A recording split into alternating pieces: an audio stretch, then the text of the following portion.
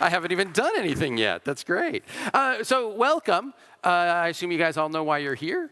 We're going to take our oath of loyalty. No.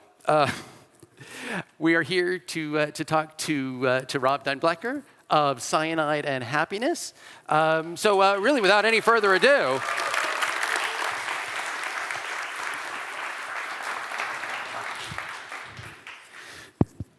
all right. So, welcome, Rob. Thanks. It's good to be here. We both reached for the water. So I want to ask a quick question of you guys. First, how many of you saw Rob's talk yesterday? A couple of you. Okay, so for the rest of you, I just want to make sure we don't overlap too much, but we're going to give completely different answers to every question. Keep you guys off my tail. Go on social media and go, we don't understand what Rob is doing. Yeah. So, all right, CYANIDE and Happiness. How did that start? Wow, it's a long story. It started when I was about 14, 15 years old. I was a kid with no friends, no girlfriend, didn't go to parties, and instead I just taught myself how to animate and using Macromedia Flash. So I'd sit at home for hours, and there's this website called newgrounds.com. You guys ever been there? This was, this was way before YouTube. It was better than YouTube, way less toxic. And they had this system where like anyone can upload an animation, and people can vote them. They can vote like from 0 to 5 stars. And if you're lucky, you'll become like #1 of the day. So I would post these animations at night, and I would stay up all night like it was Christmas Eve, waiting to see the reviews come in and seeing if I could be #1 of the day. So I became addicted from a young age to producing content and putting stuff online and just receiving feedback, because it feels great. There's no filter. You just make stuff. You put it online. You get like 10 people saying this is funny, and it feels really, really good. So I kind of knew then and there that I wanted to make stuff. I didn't know what it was at the time. There was no CYANIDE and Happiness, but I knew I wanted to make content. I wanted to make stuff and put it out on the internet. I didn't care if I was getting paid for it or not, because I wasn't getting paid for it at all. And that kind of evolved over the years. I ended up meeting some people who also were into Flash animation, specifically Matt, Chris, and Dave, who ended up starting the comic with me in 2005. So yeah, it started when I was in high school, and it continued through college, and it sort of, one thing led to another. It was very much an unexpected career. So have you ever had a real job? No, my last real job, I was a summer camp counselor when I was 16. That was the last time that I got paid to work for somebody else. Okay, so having read CYANIDE and Happiness, the thought of you working with kids is a little bit scary. It's horrifying, yeah. So, but okay. Now, speaking of CYANIDE and Happiness, is not the most politically correct. No. If you're easily offended, this is not the comic for you. I mean, obviously this is your sensibility, but how do you, were you ever worried about putting out that kind of content and people, coming back at you? The thing is, like, there were way worse comics than CYANIDE and Happiness in 2005. The internet was kind of the Wild West. There was no social media, which meant if you had a website, nobody could stop you from posting whatever you wanted to. So there were far worse comics than ours, believe it or not. And that kind of stuff probably wouldn't fly today. But we've kind of managed to like adapt. So whenever, like when MySpace became a thing, for example, we made sure that people could share our comics very easily. So we became like the MySpace comic, and then on Facebook, and then Instagram. But no, we were never worried about that, because we all of us kind of grew up with that kind of fucked up humor by reading stuff like The Far Side and watching South Park. And so I think all of us were molded by like other media that came before us. Sure. Even Calvin and Hobbes, it's kind of cynical and twisted when you really read between the lines. So I grew up consuming all that stuff. So my sense of humor was completely broken from a young age. CYANIDE and Happiness, it's kind of an extension of our own brains. Has anything ever been deemed gone too far? Have you ever had? There's always like a few people. I mean, it's never been a comic that I've felt bad about. It's more like sometimes. This is mostly at the beginning of CYANIDE and Happiness, but we would occasionally make a comic and get some emails saying like, "You guys lost me. Like, this is too far. This comic like specifically applies to my life in a way that makes me feel bad." And then we're like, "Well, I mean, that's more you than us. Well, and I mean, what a great feeling that you're actually hitting that Right. that sweet spot. Right, and of we're not somebody. trying to be offensive. We are offensive people. So Right. we're just trying to be funny. So when you met the other three guys, I mean, was it just like this kind of instant bond of we're all kind of social misfits and Kind of like we were all like teenage boys. So like, I mean, that's the story of every teenage boy is you don't fit in Right. anywhere. So yeah, we bonded over being outcasts and making like messed up comedy on the internet. Perfect. Well, you mentioned the Far Side as an influence. Have you heard Gary Larson is coming back? Yeah, I heard. I don't know in what form it's coming back, but I know like there's going to be a website for the Far Side now, which is super exciting because he was notoriously anti-internet. Yeah. Like the Far Side could have been like the biggest webcomic ever, but Gary Larson, he whenever a website would post his comics, he would like get his lawyers on the phone, and it was very like the exact opposite of what we did. So yeah, I'm excited about the Far Side being online. Well, and Larson kind of, I mean, his comics. You guys are all familiar with the Far Side, yes? I don't know if it Okay, made it Dead over. Silence. That's oh, wow, good. Okay. See, that's the problem. It's not on the internet. So how are you going to find it? How are you going to find it? Does anybody know the Far Side?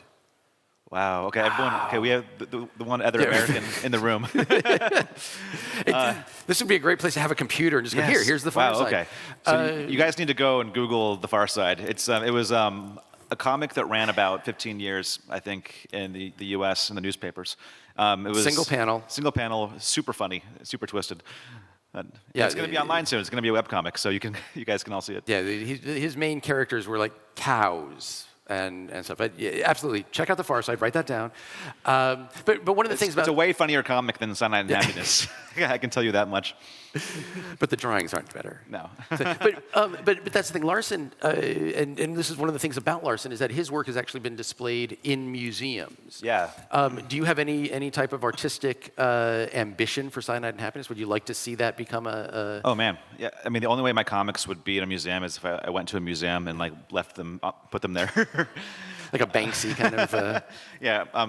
Our comics are not high art, and I don't think they ever will be. But they've reached pretty far. Like I was reading our Google Analytics once, and I discovered that we have 2 regular readers in Antarctica, like at the South Pole, which made me really happy.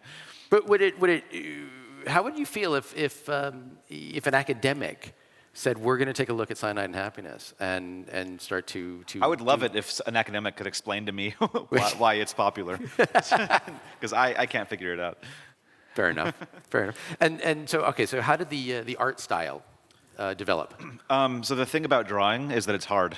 Right. So I gravitated to stick figures because it's easy, and all of us do have artistic talent that we don't really utilize much. I can draw, but it's easier to just.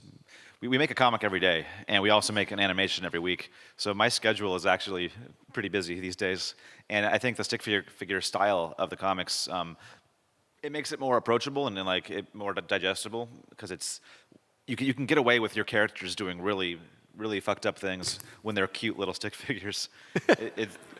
People kind of you can get away with a lot more, and I also feel like it makes it more universal. By not having like facial features, you can kind of put yourself like into the characters a little bit when you read them. So it's almost an iconic. Yeah, but really, I'm just trying to excuse my own laziness. I like stick figures because it's a quick, easy way to get a joke across. Well, okay, so it's a quick, easy way to get a joke across. What's the development of a Cyanide and Happiness comic strip? Well, the comics are pretty straightforward. It takes, like the writing is the hardest part. I have a huge list of ideas on my phone. Whenever I think of something funny or something stupid, I write it down so that I can come back to it later. So I try to always be writing 24/7, just because it's really hard to sit down and be funny, like by yourself in a room. So I keep a list going, and I also talk to my co-writers all the time. And we just riff and talk ideas, just to kind of make each other laugh. And it's been that way since the beginning. And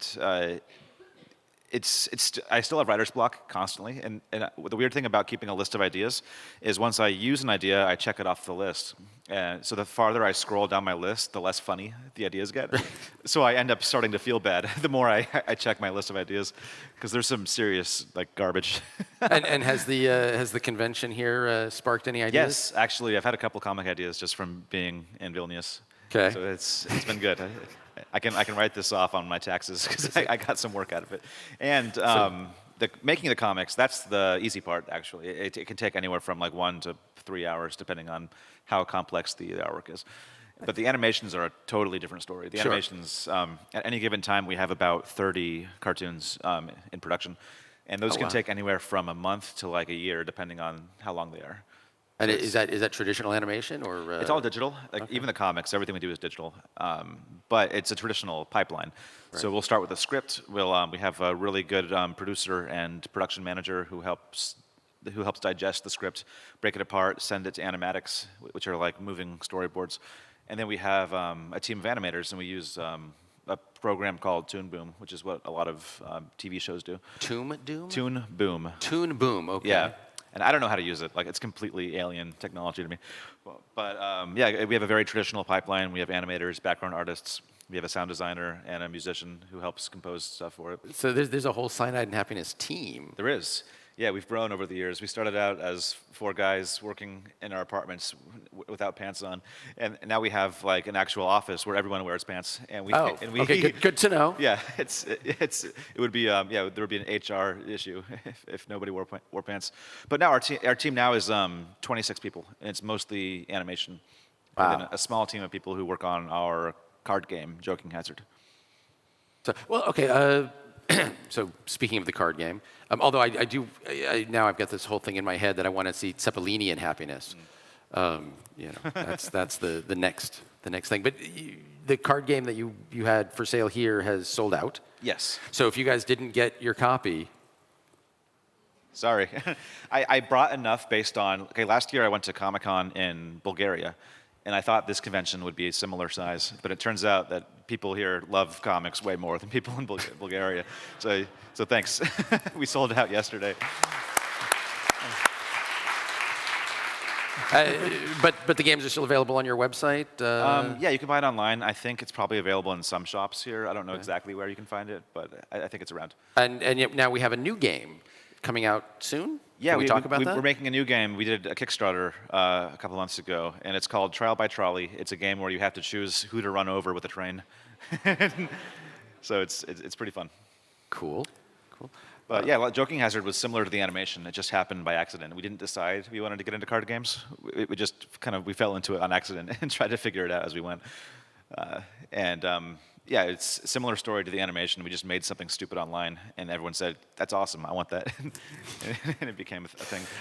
So really, the business plan is do something stupid. The business plan for us has been don't have a business plan. Right. I think that's been the secret to our success, is to just do stuff because it's fun. So all right, so what's the next fun thing that you've got? Right now, we're making our second card game, and then we're also finishing up a video game, a point-and-click adventure game. So you can actually control a character inside the Cyanide and Happiness universe and meet all the characters and stuff. And that's coming out pretty soon. I don't have a release date yet, but on any platforms, all the platforms? It's going to come out on PC mobile? First, but we're working on porting it because I'd love it to come out on mobile and Switch and stuff. But that's kind of like that's a stage 2 kind of thing. Sure. So okay, you mentioned now you have 2 other partners, right? We lost one. Is that correct? Yeah. So we've got 2 other partners. How do you divvy up? Do you each, okay, I'm going to do Monday, Wednesday, Friday, or whoever has the idea does the cartoon? I basically do everything, and the other 2 guys don't do anything. Okay. No, actually, we divide up based on projects. So Chris is kind of overseeing the video game. Dave oversees a lot of the merchandise that's going on. We're also working on a secret new card game that hasn't even been announced yet. And then I'm in charge of a lot of the business side of things. And we also have a team of talented people who help us with production. So it's kind of like a machine that runs itself at this point, which is nice because it's very hard to be funny and deal with serious business issues at the same time, literally in the same hour. I have to write a script and also figure out a contract at the same time. So yeah, you have to kind of compartmentalize your brain a little bit to run a company while also be a cartoonist. Okay. What's your favorite Cyanide and Happiness comic? My favorite thing that we've ever done is still an animation called Waiting for the Bus. Have you guys seen this one? This was way before we had a team or a budget or any money whatsoever. And we wanted to make like a series. We had done a few like really simple 30-second animations that were dumb and quick, like the comics are. But Dave and I wanted to do something ambitious. We wanted to make like a 5-minute big cartoon with like a soundtrack and backgrounds and music. And so we decided to make this really stupid animation called Waiting for the Bus. And because it was just the two of us working on it, it ended up taking us about 8 months to produce. Like it was like day in, day out. It was my job for 8 months was making this 5-minute animation with like the stupidest punchline. Like it was really dumb. But like it was so personal because we didn't have anyone working under us. We were just sitting down with Flash every day and dividing up shots. And we were sitting like in the same room, just two of us making this whole thing together. And yeah, it ended up kind of kickstarting our YouTube channel too. It was our first big short we made, and that was kind of one of the projects that made us realize we wanted to do it like long term, and that led to trying to pitch a TV show, which failed, and then it ended up going to Kickstarter and succeeded. And then we ended up making like a short a week with an actual budget behind it. But that's still like that's still like a very special project to me, was Waiting for the Bus. Very cool. Very cool. Trying to think where we should take the conversation. Have you discovered? I mean, Cyanide and Happiness has been going now for what, about 14 years, if I'm doing the math, about 2005? About 14, 15 years. 14, 15 years. Obviously, right, we talked earlier about your influences going back to Calvin and Hobbes and The Far Side and South Park. You guys are actually now becoming the elder statesmen of these kinds of comics. Are you seeing imitators or people that are coming up to you? There is this weird thing that started happening recently where yesterday, for example, this girl came up to me and said, like, I grew up, like, thanks for making my childhood. I've been reading you since I was 7 years old. I was like, what? Like, first of all, like, that's a bad idea. Your parents are terrible. You shouldn't have been allowed to read that. But no, it is surreal that people have like literally grown up and watched our animations. Like our animations have been going on for like 7 years now. So yeah, there's people who like can legally like vote and drive who were children watching our cartoons. So that's super disturbing.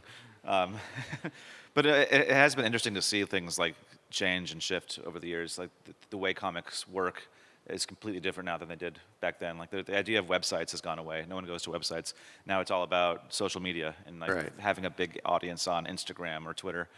And yeah, seeing like new comics come up in the last few years has been interesting because they're always like the comics these days. It's all more like relatable stuff, like just everyday life kind of illustrations, and those ones are the ones that have like 10 million fans on Instagram. One of those days, right? One of those days. Devir, for example. Yeah, it's a great comic, beautiful illustrations, but every single comic is like some observation about daily life that everyone can relate to, and I think. Obviously, if you can relate to one of my comics, that means you should probably like get some help. So we're the exact opposite of a relatable comic. So it's surprising that we've lasted this long. But now, are you seeing people aside from the ones that are saying, hey, you were part of my childhood, but are you seeing people that are now becoming creators themselves, saying, I looked at Cyanide and Happiness, and they were, that was my inspiration. Some people have told me that that our comics inspired them to do comics, and a lot of those guys have actually ended up successful. So I feel kind of proud of that. Nice. And has the comic allowed you to go back and meet anybody? Bill Waterston, or have you ever heard from these guys that were your inspiration? Yeah, I've met a few cartoonists. The guy behind Pearls Before Swine, Stephen Pastis. He was somebody I grew up reading, and it turns out he's a fan of us too. And he actually included one of my characters in his comic once. So Cyanide and Happiness appeared in the newspapers one day, and it was about 5 years ago. But it blew my mind because, like, as a kid, I wanted to be in the newspapers, and obviously, I discovered something much better, which is the internet. but it was still cool to have my comics in the papers one day. And I've met the creator of Foxtrot, Bill Ammond. He's great. I haven't met Bill Watterson because he's very secretive. He is. But I do feel special because I met Stephen Pastis, the guy I mentioned. He actually he got Bill Watterson to illustrate his comic once in the newspaper. So technically, like, I'm 1 degree of separation from Bill Watterson because both of our characters appeared in the same comic strip about a year apart. So. Very cool. So would I mean, obviously the internet and doing the daily on the internet is something, but would appearing in a newspaper be anything for you? Having taking and porting from the internet to an actual I'm not print? sure. I don't know what that landscape looks like these days because I haven't even picked up a newspaper since the time that my character was in the papers. And I know, like, before the newspaper, or before webcomics were a thing, like, the way you got into cartooning was you had to, like, make a portfolio. You had to go to one of the syndicates, like in New York or there's a big one in Kansas City. And you would have to, like, have a physical portfolio, and you had to impress, like, a room full of old white guys who had been at the newspaper for 100 years. And you had to show them your cartoons. And then if they were impressed enough, then they would give you, like a middle class salary to make cartoons for the rest of your life. And if you were like a super success like Garfield, then you could make an empire out of it. But like it was more of like rolling the dice. So I feel very fortunate that the internet became a thing. And we also, I think, we started our comic right when the internet was still good, before it got terrible. Because the internet these days kind of sucks. It's all controlled by like 3 companies, and it's very hard to break in. But we managed to jump in there before people had phones. When the internet was exclusively used by nerds and social outcasts. Right. So we managed to like find our people there. Well, and no barrier to entry, which also again brings the idea of, any of you can make a comic and put it online. You could do a comic of this, and it can be online before the end of the day. It's gotten easier than ever to put comics online because it's just a couple of clicks and it's up. But I think it's gotten harder to make a business out of it. You really have to like blow up, I think, and you have to find like book deals and stuff to make money doing comics. And I think it's even been challenging for us to adapt because. Like Facebook, for example, when Facebook first started blowing up, we made a page there, and within a couple of years, we got like 5 million fans on Facebook. And there was this brief window where that was actually really amazing and useful because if we release a T-shirt, we could show it to 5 million people, be like, "Hey, we made a T-shirt," and not all of them would go and buy it, but enough of them would that we could like make a living. But now, like Facebook realized, I guess, that they wanted to make money. So now if you post anything on Facebook, like a screen pops up and says, "Do you want to boost this post for $5,000? And I'm like, "No, I don't." And then it says, "Okay, I'm going to show your post to 6 people." So like even though we have 12 million fans on Facebook now, we can only reach about 1,000 of them at a time without paying Mark Zuckerberg a lot of money. So that part sucks. Like we've had to kind of adapt to the ever-changing internet. But you mentioned books. Yeah. So CYANIDE and Happiness has books out. Yeah. Did you go through a traditional publisher for that, or did you guys do that yourselves? So for our first 2 books, we decided to go with a traditional publisher, and then we realized we were only making like 3 cents per book. It was really terrible. So for our next 2 books, we self-published them, and we had to sacrifice a little bit, like being in stores and stuff. But nobody goes to bookstores anymore anyway, so we ended up just selling them on Amazon. But yeah, it's never been a big part of our business model doing books. They never like end up on the bestseller list, but it's fun to have something like physical that you can that I can autograph and people can have on their coffee tables. What's the weirdest autograph request you've ever gotten? This was in San Diego, like 2008, I think. But this kid came up to me, and I was in the middle of signing other stuff. I was super tired and probably hungover. And this kid came up and said, "Hey, can you sign my brain tumor?" And I was like, "Wait, what?" And he pulled out this little jar with like a tumor floating inside of it. And I was like, "First of all, don't take that out. I'm going to sign the outside of the jar." And then he told me the story. He was diagnosed with a brain tumor like a year before, and he had to go through all kinds of surgeries over and over. And he went through hell for a year. And he said that he read our comics to kind of stay happy and upbeat. And so I was like, this is actually the coolest thing I've ever signed now. It went from being the creepiest thing I've ever signed, like the coolest thing ever. So yeah, I signed his brain tumor jar, and he took it home. And there's a story. Yeah, that definitely stuck with me. Wow, wow. And you tend to travel with, I mean, Cyanide and Happiness has taken you all over the world. You said you were in Bulgaria, you're here. Do you find that, well, okay, does it translate? That's the one thing that's surprised me the most, is whenever someone invites me to a Comic-Con, like anywhere, I always say yes, because I want to I want to travel the world and meet people, especially people who have the same sense of humor as me. And like I'm always blown away that it seems like the farther I get from home, like the more like aligned my sense of humor is with everyone. It's like I was born in the wrong country. And, like I've been to India Comic-Con a few times, and like the sense of humor over there is like super dark, and like, it was amazing. And that's like literally the other side of the planet. Like I could have drilled a hole and gone back home from India. And yeah, Vilnius is no exception. Everyone here has been just super awesome and funny and cool. Okay, so what is your family? I mean, you know, your mom, your dad, they're reading this stuff going, Rob? Yeah, I think my mom was a little bit concerned about the comics. And she supported it more once it became a job. I think she appreciated Moms are it. like that, She was yeah. glad that I wasn't living with her.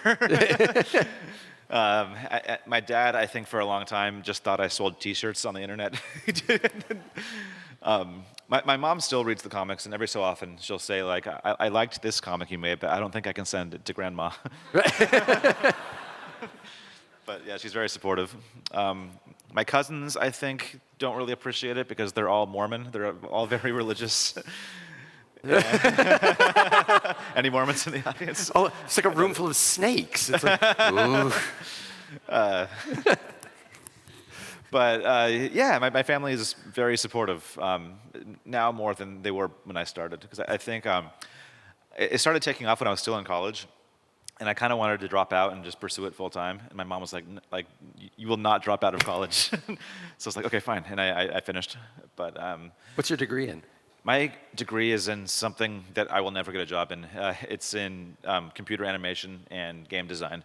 So I'm doing that now, but I'm not doing the stuff that I studied. Like I have not done a 3D model or a texture or lighting. I haven't touched that in like 15 years, and I never will. No, of course not. Should we open it up to questions? Does anybody have any questions for Rob? We've got a microphone someplace, maybe? Are there? I'm not sure if there is a mic in the audience. Yeah. So you have to speak up. We've got a mic here if you want to. Is this on? Yeah, that's on. There You we can go. run over to the Hello, microphone. camera guy here. I wanted to ask you about projects like Choking Hazard or what was it, Rapture Rejects, right? Mm-hmm. How involved are you, and where the hell did the idea of Rapture Rejects came from? So there are two different stories. Joking Hazard, it came from the random comic generator, which was a thing we made on our website where you can click a button and make a new comic with hundreds of panels. And it was this crazy idea we had like 5 years ago. And it ended up producing comics that were funnier than the comics that we were writing. And yeah, that story is basically we just printed out all of the panels and we put them on a table like this one. And we just started playing with it until the rules emerged, and it became a game really quickly. Rapture Rejects was a totally different story. It actually started because of Joking Hazard. Joking Hazard enabled us to go to gaming conventions, which we hadn't been to before, because we mostly went to Comic-Cons. So we started going to PAX and like PAX East and stuff. We went to Boston and Seattle, all the big like the gaming shows, and ended up becoming friends with the guys over at TinyBuild, which is a game publisher. Actually, the owner of TinyBuild, I posted a bunch of photos from yesterday. And he replied to me on Facebook and says, like, wait, what the fuck? You're in Vilnius? I grew up in Latvia, and I lived in Vilnius for a year. So I had no idea. Small world. But yeah, that guy ended up founding one of the biggest indie game publishers over in Seattle. And yeah, I became friends with him, and he just pitched to me on the idea of doing like an isometric survival game, which kind of evolved into a battle royale. But yeah, it's all one thing leading to another. Like we started out with comics, and that led to a card game, and then the card game led to a video game. And next we're going to have the Cyanide and Happiness movie? Maybe. I would love to make a feature film. But I don't know what it would be about. Did you have a question over here?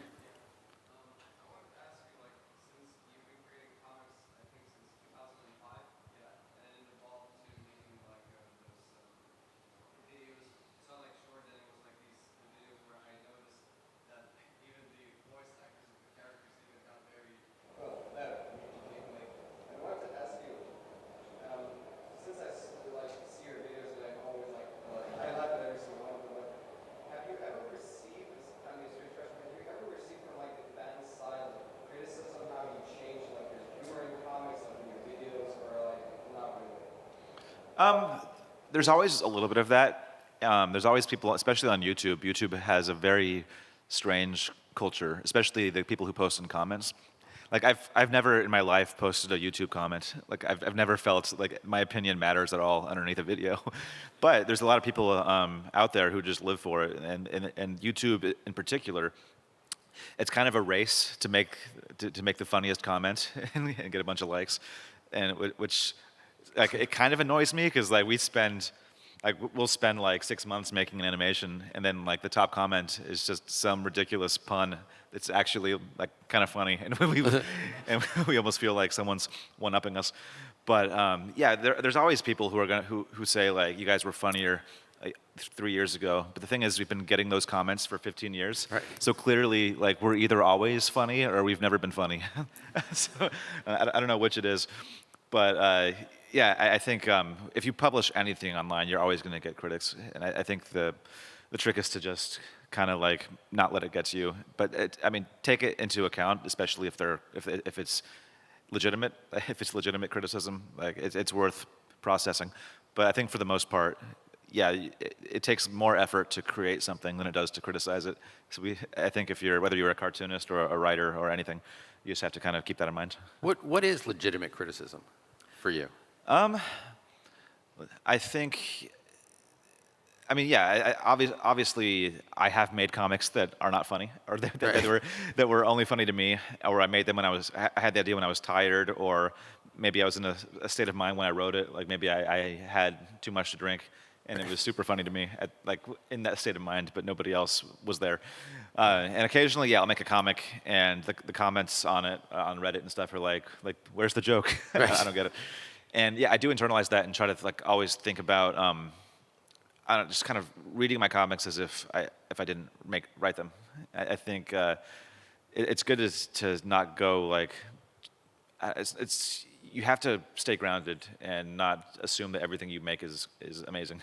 Sure. Yeah. Well, do you, like with your partners, if you write the comic, before you put it up? Yeah, we do share. We have like a little writing chat on Slack, and we also text each other sometimes. So I think, yeah, we do run ideas past each other just to see if like they're making the other guys laugh, or if like there's that one twist at the end that can make it funny. It is collaborative, especially the comics. And so, has there been a point where somebody, one of the other two have gone, don't do that? Oh yeah, we're very honest. If something's not funny, like we'll tell each other, I don't get it. So there's no hard feelings in the writing room. No ego there, yeah? Yeah. Any other questions? Yep. Come up to the microphone, that way we can actually hear you a little bit easier.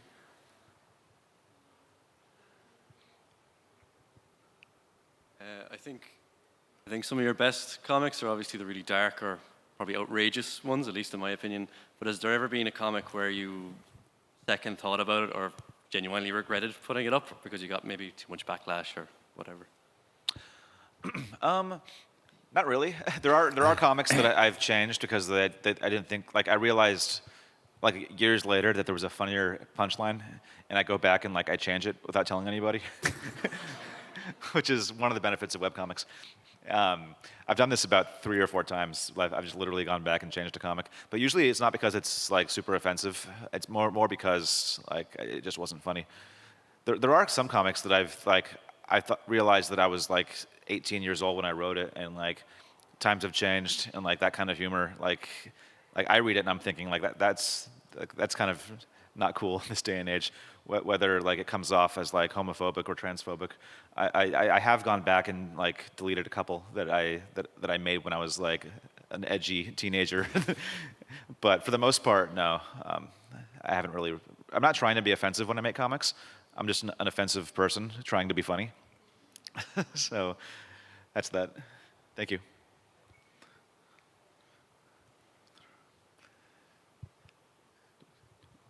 Oh, okay. We're relocating the mic. We're relocating the mic. Cool. Well, but okay, that does bring up a point. Is there any topic that is off limits that that you would sit down and go, all right, I want to do something funny, but maybe not about that? Thing is, like when I'm writing, my first instinct is trying to make somebody laugh or make myself laugh. So it's not like what buttons can I push, like who can I offend. It's more like what's a funny joke I can make. Okay. So I think naturally, like some of our comics will offend people, especially during Depressing Comic Week, because Depressing Comic Week is like 7 days where instead of making people laugh, we just want them to feel bad. So we touch on some like super dark subjects in Depressing Comic Week that we don't really go into the rest of the year. And like as a result of that, like we make people feel bad, and we usually get some emails to people who are like this comic personally like affected me. I'm not going to read your comics anymore. And I always feel a little bit bad, but also not really, because Depressing Comic Week is for me. It's not for the audience. It's for us to just try to one up each other and make the most fucked up, horrible comics we can think of. And are there any causes that the comic strip would support? We've raised money on a few occasions. We raised money for there was a really bad hurricane a couple years ago in Texas. We used Joking Hazard to raise money for that. We raised about $20,000. And then we also used Joking Hazard to raise money for children who were being held in detention centers at the border. So yeah, occasionally like we do use our Platform. our kind of dark humor for charitable good causes. But the cartoons themselves wouldn't necessarily touch on those unless there was a joke in there. Not really. We try not to be like politically oriented in the comics. We just want to like make jokes. We figure cartoons are an escape from reality for most people. They don't want to be reminded about how messed up the world is, because for that they can just go on Twitter. Right. Questions? Recently, there's been a whole kind of backlash about like stand-up comedy. Have you I followed a bit of that. The idea that comedians going, well, I can't go to a university anymore because you have to be politically correct, and yet you guys are not politically correct, have never been politically correct, and it's. I think it's because we've set the bar for our own humor. We've set it so low that we can't. Like we can no longer offend anybody. Like it's just expected that our comics are going to be messed up. So we haven't really experienced that kind of backlash, or if we have, like I haven't really noticed. I think that even like the notion of hate mail has disappeared over the years. I can't remember the last time we got an email from somebody. Like at the beginning, we were getting them like at least once a week, which almost makes me feel bad. Like I feel like I feel like we did something wrong that we're not getting hate mail anymore. You just weeded out all. Or of maybe those people decided to start using YouTube comments instead. Right. they changed platforms. What's your social media take? What do you follow? Do you? I don't like social media. I have to remind myself to post. I hate it. I don't understand Snapchat. I don't understand TikTok. I don't understand why people are on TikTok. 'Cause isn't it owned by the Chinese government? Like we're all just putting like it's all of our faces are being scanned into like facial recognition software run by a secret laboratory in Beijing. But yeah, I do use social media mostly. I feel like in some cases I feel like I use it because I have to. Like I have an Instagram where I post comics, but I often forget to use it for anything else. Like I forget to like announce that I'm going to conventions and stuff. Right. Because it's just too much to keep track of, and Twitter obviously has gone to hell. Right. I remember when Twitter used to be about making jokes and one-liners, and it was really fun and funny. And now Twitter is about like how the world is ending. But that's just the president. The rest of it. That's true. Like that's Trump's fault. Yeah. He kind of ruined Twitter for all of us. But so all right, what do you do for fun? Forget the comic. What is just when you're done with the comic for the day, what do you do for fun? I lead a pretty boring life when I'm not at conventions. Like this is the most exciting thing I do is go to Comic-Cons around the world. When I'm at home, I have a pretty boring life. I play video games, cook dinner, go to sleep. But my job is fun. Like there's no question. Most of my day involves, well, at least half my day, the part that isn't putting out fires and doing business stuff. The other half is just laughing and having funny conversations and writing scripts and just being silly, and it's fun. I think my job is the fun part, and then going home is the boring part. But I live for this kind of stuff, being able to travel to the other side of the world and like meet amazing people and drink too much and eat potatoes with meat inside of them. Like, I don't know. I've been here 2 days, and I've had that dish three times. People keep saying to him, "Here, you're in Lithuania, Cepelini." Yeah, exactly. And I love it. Yeah. So, what's your workspace like? What's up? What's your workspace like? So I have an actual office. In the house or away? Both. Okay. Yeah, I have a little home office, mostly where I just disappear and play video games for hours. And then I have I have a work office that's just an actual office. It's pretty boring. It's got a desk, a couple of chairs. But we do have a traditional writing room. We have a room that's set aside just for writing. And so me and the other guys, we have me, Dave. Chris lives in Colorado, so he's not often there.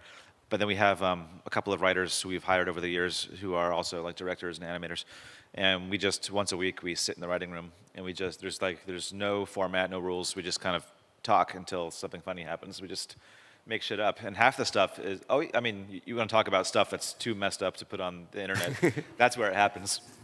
The writing room is a safe space for very like unsafe conversations. It gets super dark. It's kind of, we just talk about complete nonsense until something funny happens. Then we write it down. That's sort of our approach. That's why the shorts are just all over the place. And do you read? Do you movies? What kind of pop culture do you consume? A lot. I watch a lot of Netflix, a lot of movies. Our local movie theater has this thing called Taco Tuesdays, where it stands for tickets are cheaper on Tuesdays. So you can see a movie for $5. So my wife and I will go there and watch bad movies on purpose, just to make fun of them later. I consume like a lot of movies, a lot of TV shows. But for the comics, I feel like the inspiration mostly comes not from stuff other people have made. It just comes from having funny conversations and just trying to make people laugh. So, like, are you ever like working? Excuse me. Are you ever working and like you'll just start giggling or something, and she'll walk in and go, "What?" And you're like, "Just." Yeah, it's all the time. Yeah, okay. I always laugh at something that happens in my brain, and then of course, like my wife or somebody who's there will ask me like what's so funny? I'm like, oh, nothing, just had a comic idea, and then inevitably somebody will ask you like, what's the idea? And then you can't explain it because it's not funny. Like there's no way to describe a comic like out loud and make somebody laugh. It's not a thing. So you have to just internalize it, write it down, and make it later. But I do have this problem, especially like as time goes on, where like if I do not write a comic idea down, it's gone forever. And that's the worst feeling in the world, is realizing that you had like last night you had a really funny idea, but you didn't write it down, and now the world will never see it. Like it would have been really good, but you messed up. you didn't write it down. So now I just keep my list on my phone. Perfect. Any last questions? What? We got one here.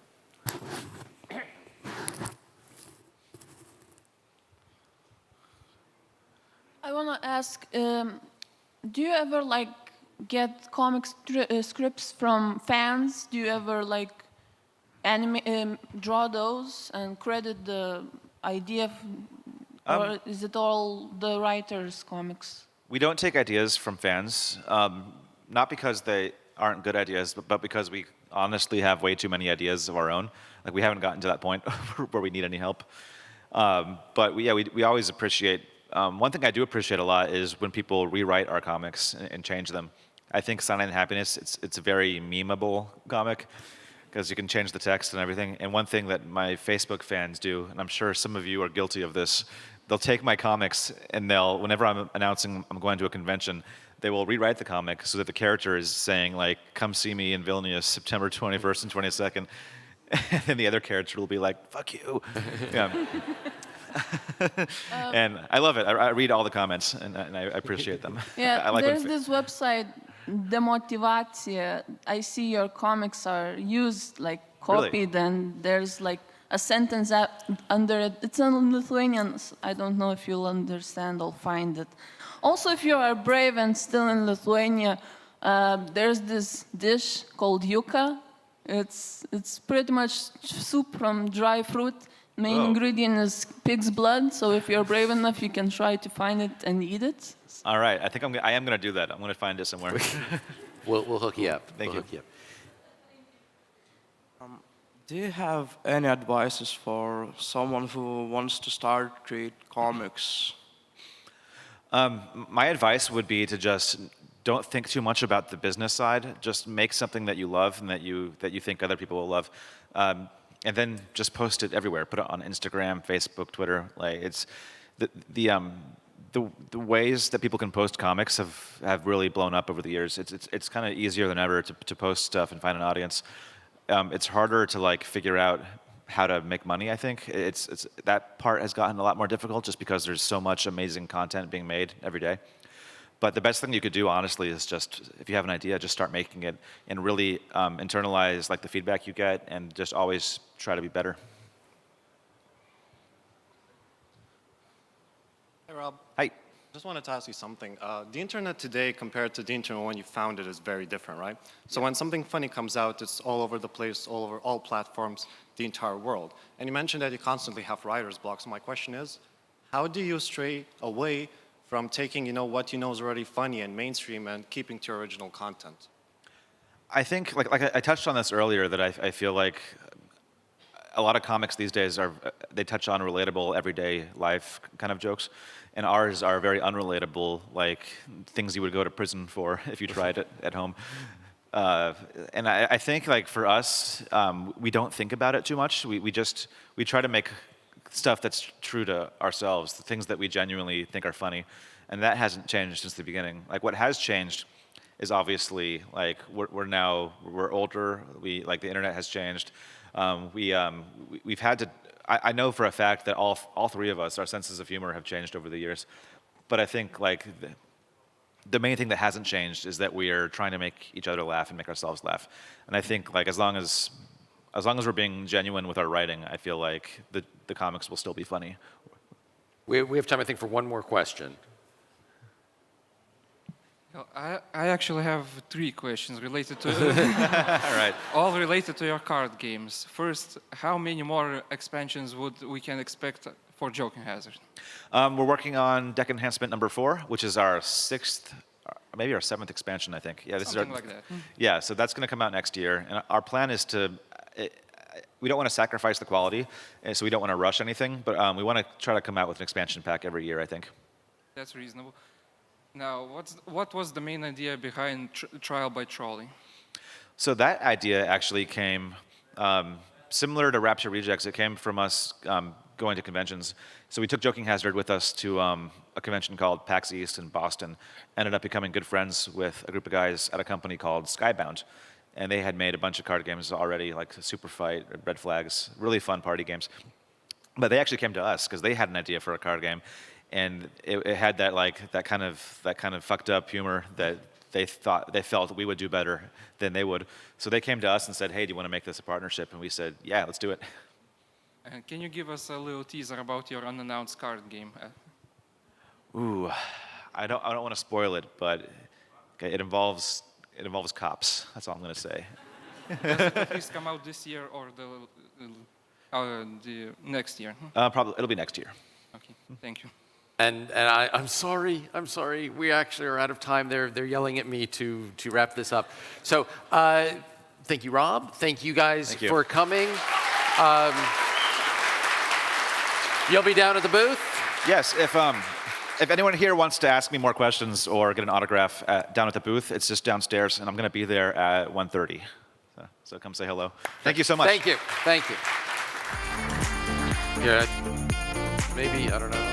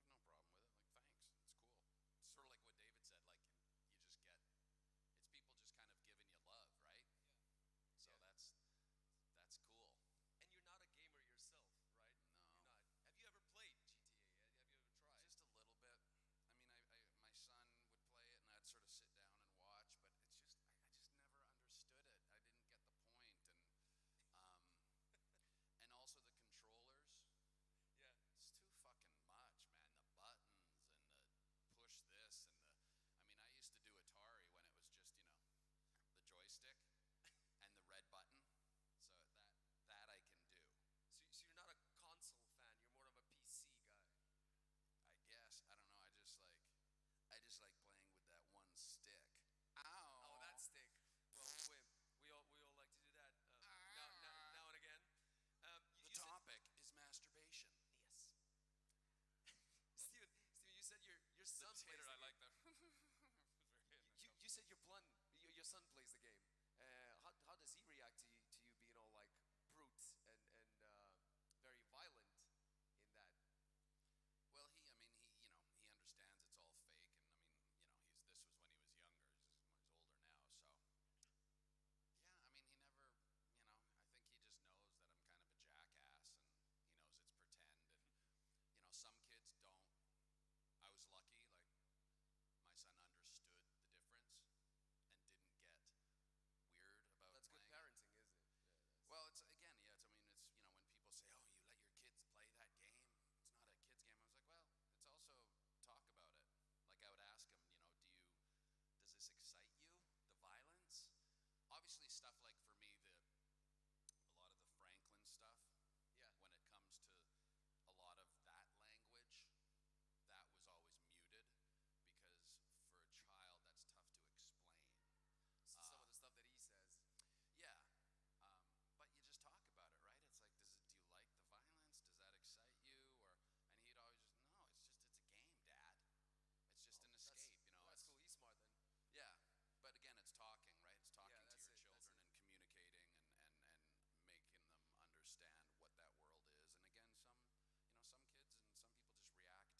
some kids and some people just react differently. It's like some people listen to heavy metal music and it gets them all angry. Sure. Okay, well then maybe that's not so good to listen to if it gets you angry. And some kids, he had a friend that couldn't. He got weird playing it. Like, okay. So like, no, that kid can't play it. And do you have any favorite stuff from the game? Like, I know you haven't played that much, but when you were acting it through, when you did the whole project, did you find anything that like? Can everyone hear me if I talk into my crotch? Did you find anything that like was your favorite? There's Or a actually scene or a. There was a couple of things that my favorite moments were actually never in the game, never made it to the game. Yeah. There was one where with Ned and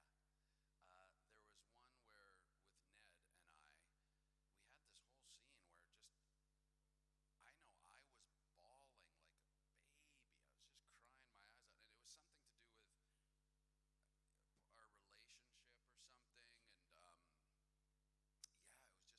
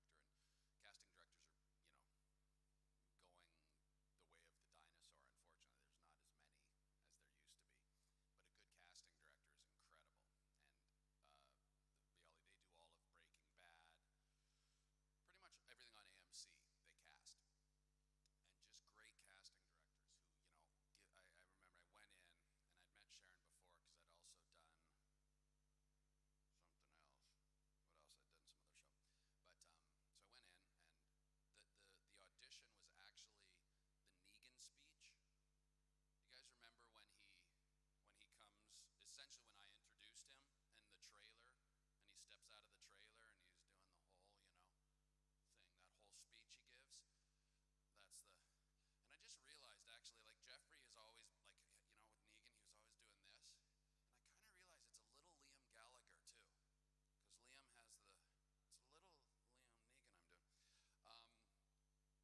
So that speech was the audition. So it's essentially a monologue, like a 2-page monologue. And did that. And then Sharon, being a great casting director, said, strong choice, interesting, but let's do Tone it down. Let's do it again. And she gave direction and then did it again. And I think the next day I got the call. That's it. Yeah. Super excited about it. It's work, yeah. And when you get book a gig, it's like, I'm working. But I didn't know it was supposed to just be for, I think, an episode or two. So it was, I thought it was just going to be me kind of introducing Negan for one. And then they're going to kill you off. Yeah, or whatever. Or like whatever it was just going to be a little thing, and then it turned into a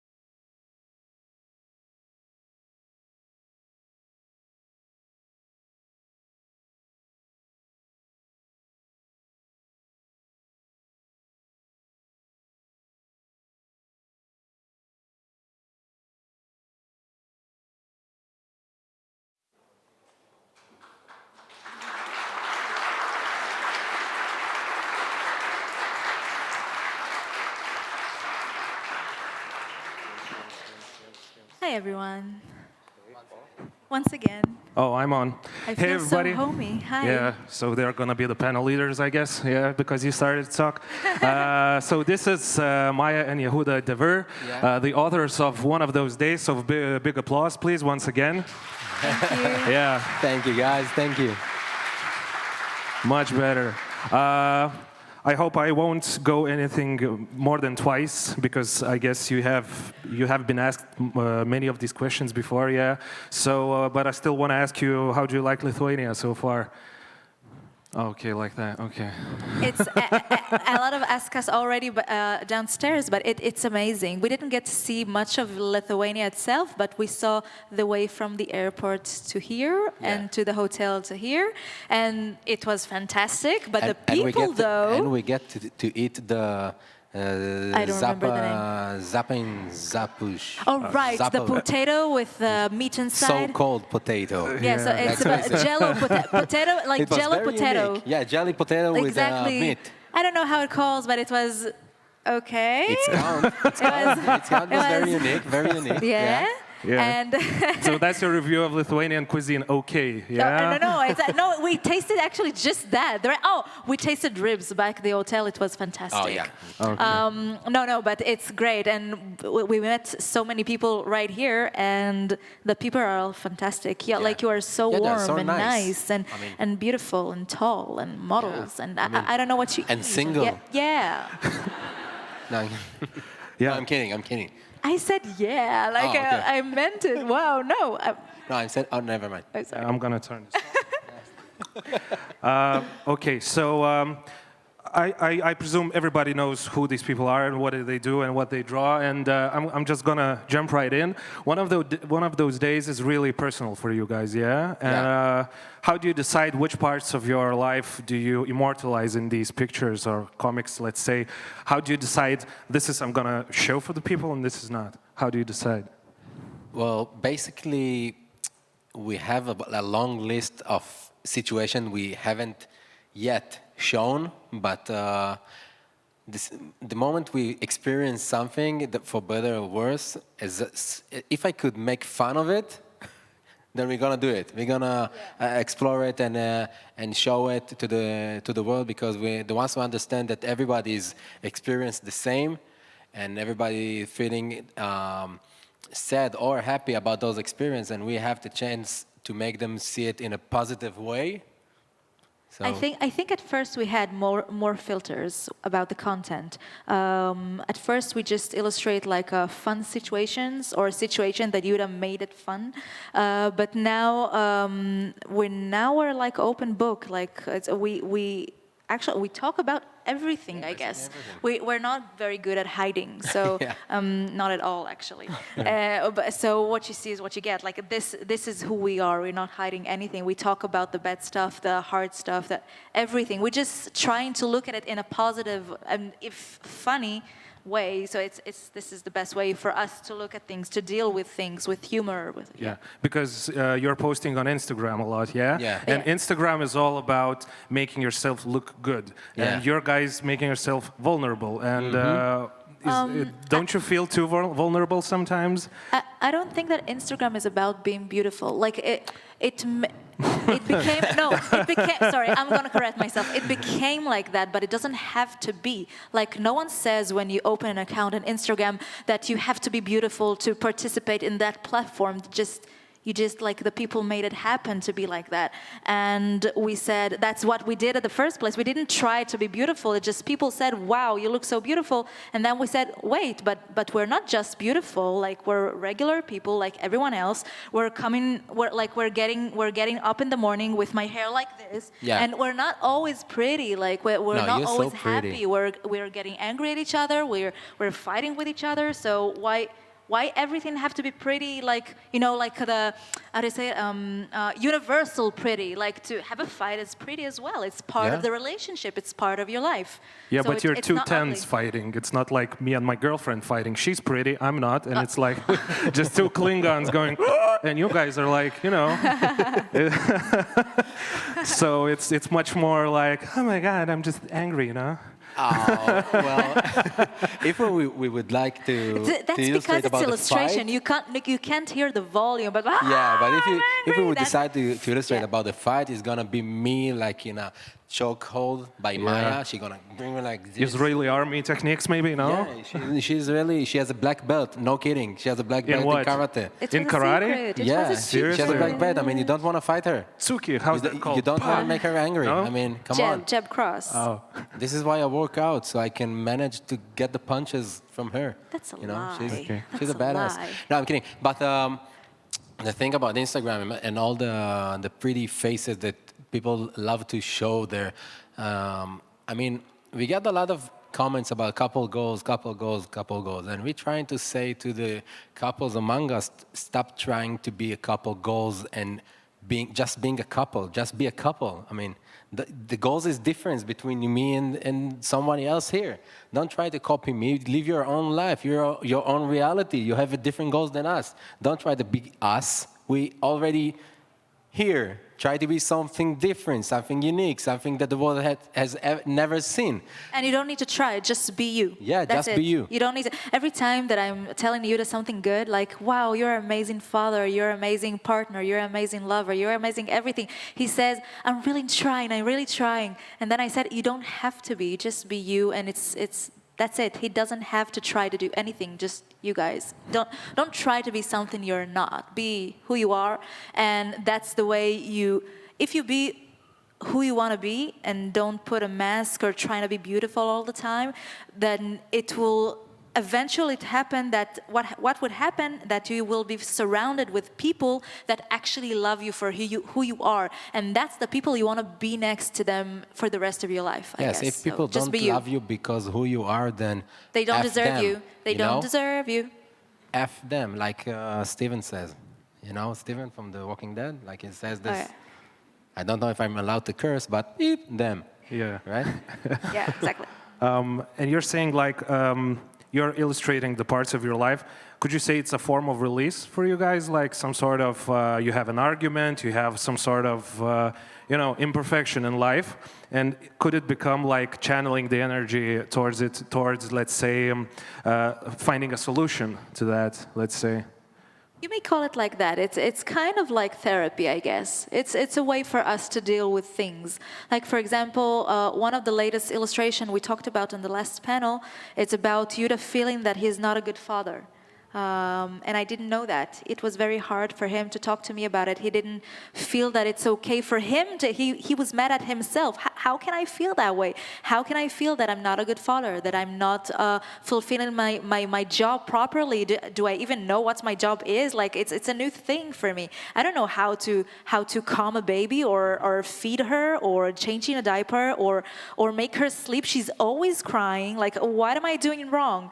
And I think the illustration about it, I didn't even know what is going to be. Like, this is, I told you that this is the first illustration that we did that I was exactly like you guys. I didn't know until the moment that it was published what it's going to be. I felt like I found out with you what my husband is feeling, which is crazy. But I found out in the same moment, and then I thought, wow, it's a good thing that we're doing what we do, because this is help us to understand and communicate with each other like in a way. therapy. Exactly. מחייב? It's oblige us.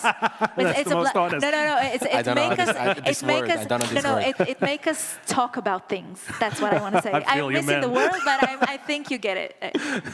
We have to talk about things to do illustrations. So, Yeah. So I can clearly see you're the manager of the whole operation. Yeah, She's the manager, the boss, You're the brain of the operation. everything, Yeah. the beauty, Yeah. basically everything. Thank you. No. Okay, we can applaud to that, I think. Some of the people may know, some may not, that you were, let's call it, an overnight success, because Board Panda shared your stuff, and Board Panda is a Lithuanian-based company, so you're like this small viral virus that's originated in some indigenous country and spread out, Yeah. So when you found out that you're like booming on social media, did that change both of you in some way? Let's say, looking back then when you posted the comic, and right now as you're sitting here. Well, I don't think we've changed because the same message that we want to bring to the world stays the same. I think you could ask the audience how we talk to them when we meet them in person. I mean, we love to meet them the same way that they excited to meet us. Yeah, you we're know? more excited than you guys to be here, just so I you mean- know. You're like really happy that we're here. Oh my God, you're here. But no, like we saying in our hearts, wow, so many amazing people. It's amazing That's to what know we're that that you affect on someone in the other side of the world, and you get to meet him, and he told you this. So it's like, you know. So yeah, I don't think that we've changed, but I think we have a new struggle since it happened. Yeah. Like a relationship struggles, because it's a stress that we never been in. We're very good with working together. For years we worked together. For years we went to school together. We did projects together. We're very good as a team. yeah. Even though I like to work solo, but with Yehuda it's like a magical team. So we're really good team-wise. And since it happened, it's I guess how do I say, reckoning, like the publication of it. Alright. It made it so big, and it opens a new stress in our relationship that we didn't know at first how to deal with. Yeah. And it actually took some time, a lot of months, to understand that it's because of the new situation. Like, how do we deal as a couple with publicity? How do we deal that people recognize us in the street? Yeah, How and do you we need, deal you that? need to understand that we're doing this alone. We don't have Exactly, any we're professional two-man factory. Yeah, managers that help us, that Yeah. guide us how to work with such kind of a pressure worldwide.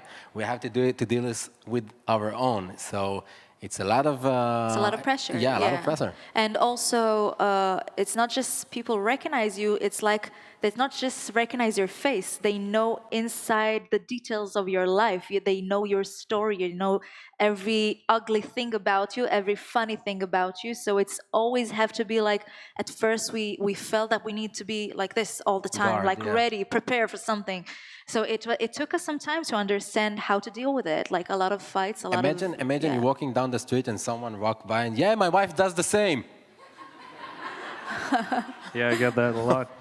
Oh, okay. Oh, now you get it. Or now, like we get so much, like not so much, but a lot of criticism about how we are parents to our new girl. Yeah. Oh, which seriously? Is, yeah, which is like okay, fantastic, but we're new parents. That's the way it is. We We're don't doing know our how best.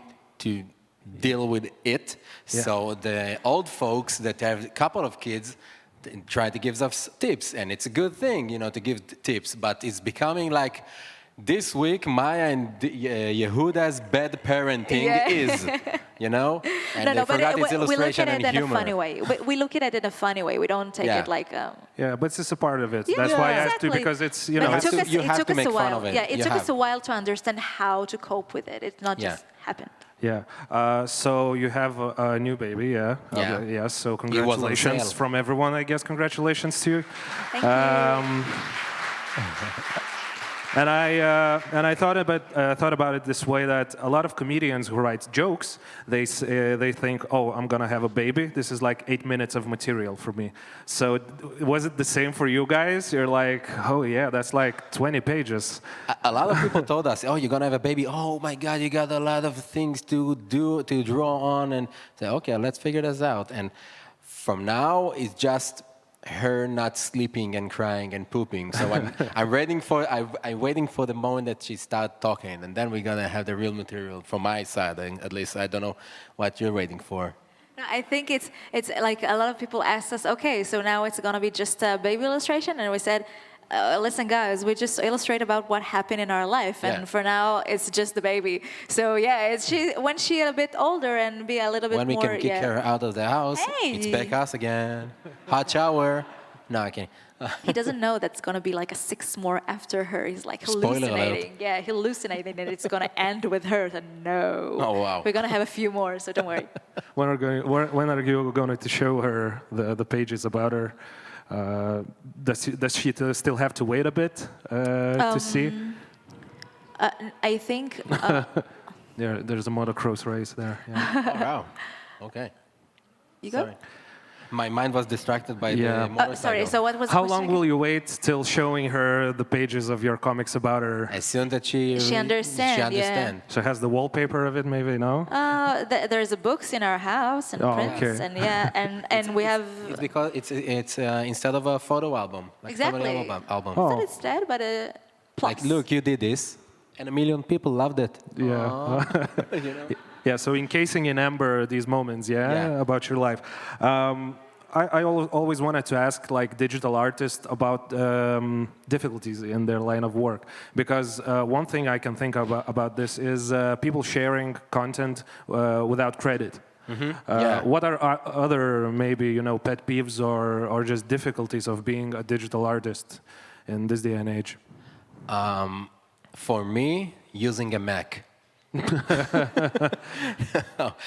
a PC guy. But yeah, basically the copyrights, the part that is someone stealing your own creation. Like, I don't want to compare it to Ariel, but this is kind of a baby.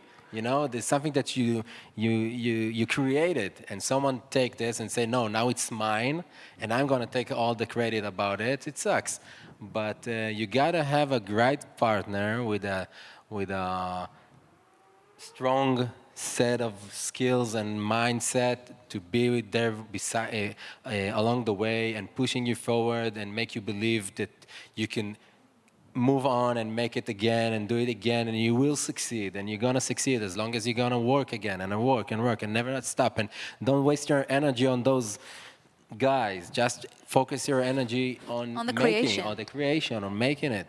So like a true manager, just keep on making that dough. How does a page of one of those days comes into this life? When does it start, and does it become a page like right away, or it like becomes an idea, it grows, and then becomes a page like later on?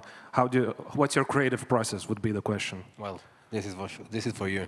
Me? Yeah. Okay, so at first we having a moment, like we're experiencing a moment, doesn't matter, it can be our interview right now. And then Yehuda have kind of a twisted mind. Everything he see in a funny way. I think it's a manly thing. Like, everything is more light with men. They don't take things like heavy things, like girls, like drama queens. We're all drama queens. But guys are more lighter in thought. So Yehuda see everything. Later in thought. That's a nice way of saying we're dumb. Yeah. No. Like, you're lighter in thought. Yeah. It's like having a home disability. No, you go in with the flow, I guess. Everything is just more easy with men. And so, oh, come on, you can sit and do like a video game. It will be enough. You don't need anything more in life. Maybe a pizza. Yeah. That's it. But we Sure, need like... keep digging that hole. Am I right? I'm right. Okay, I'm right.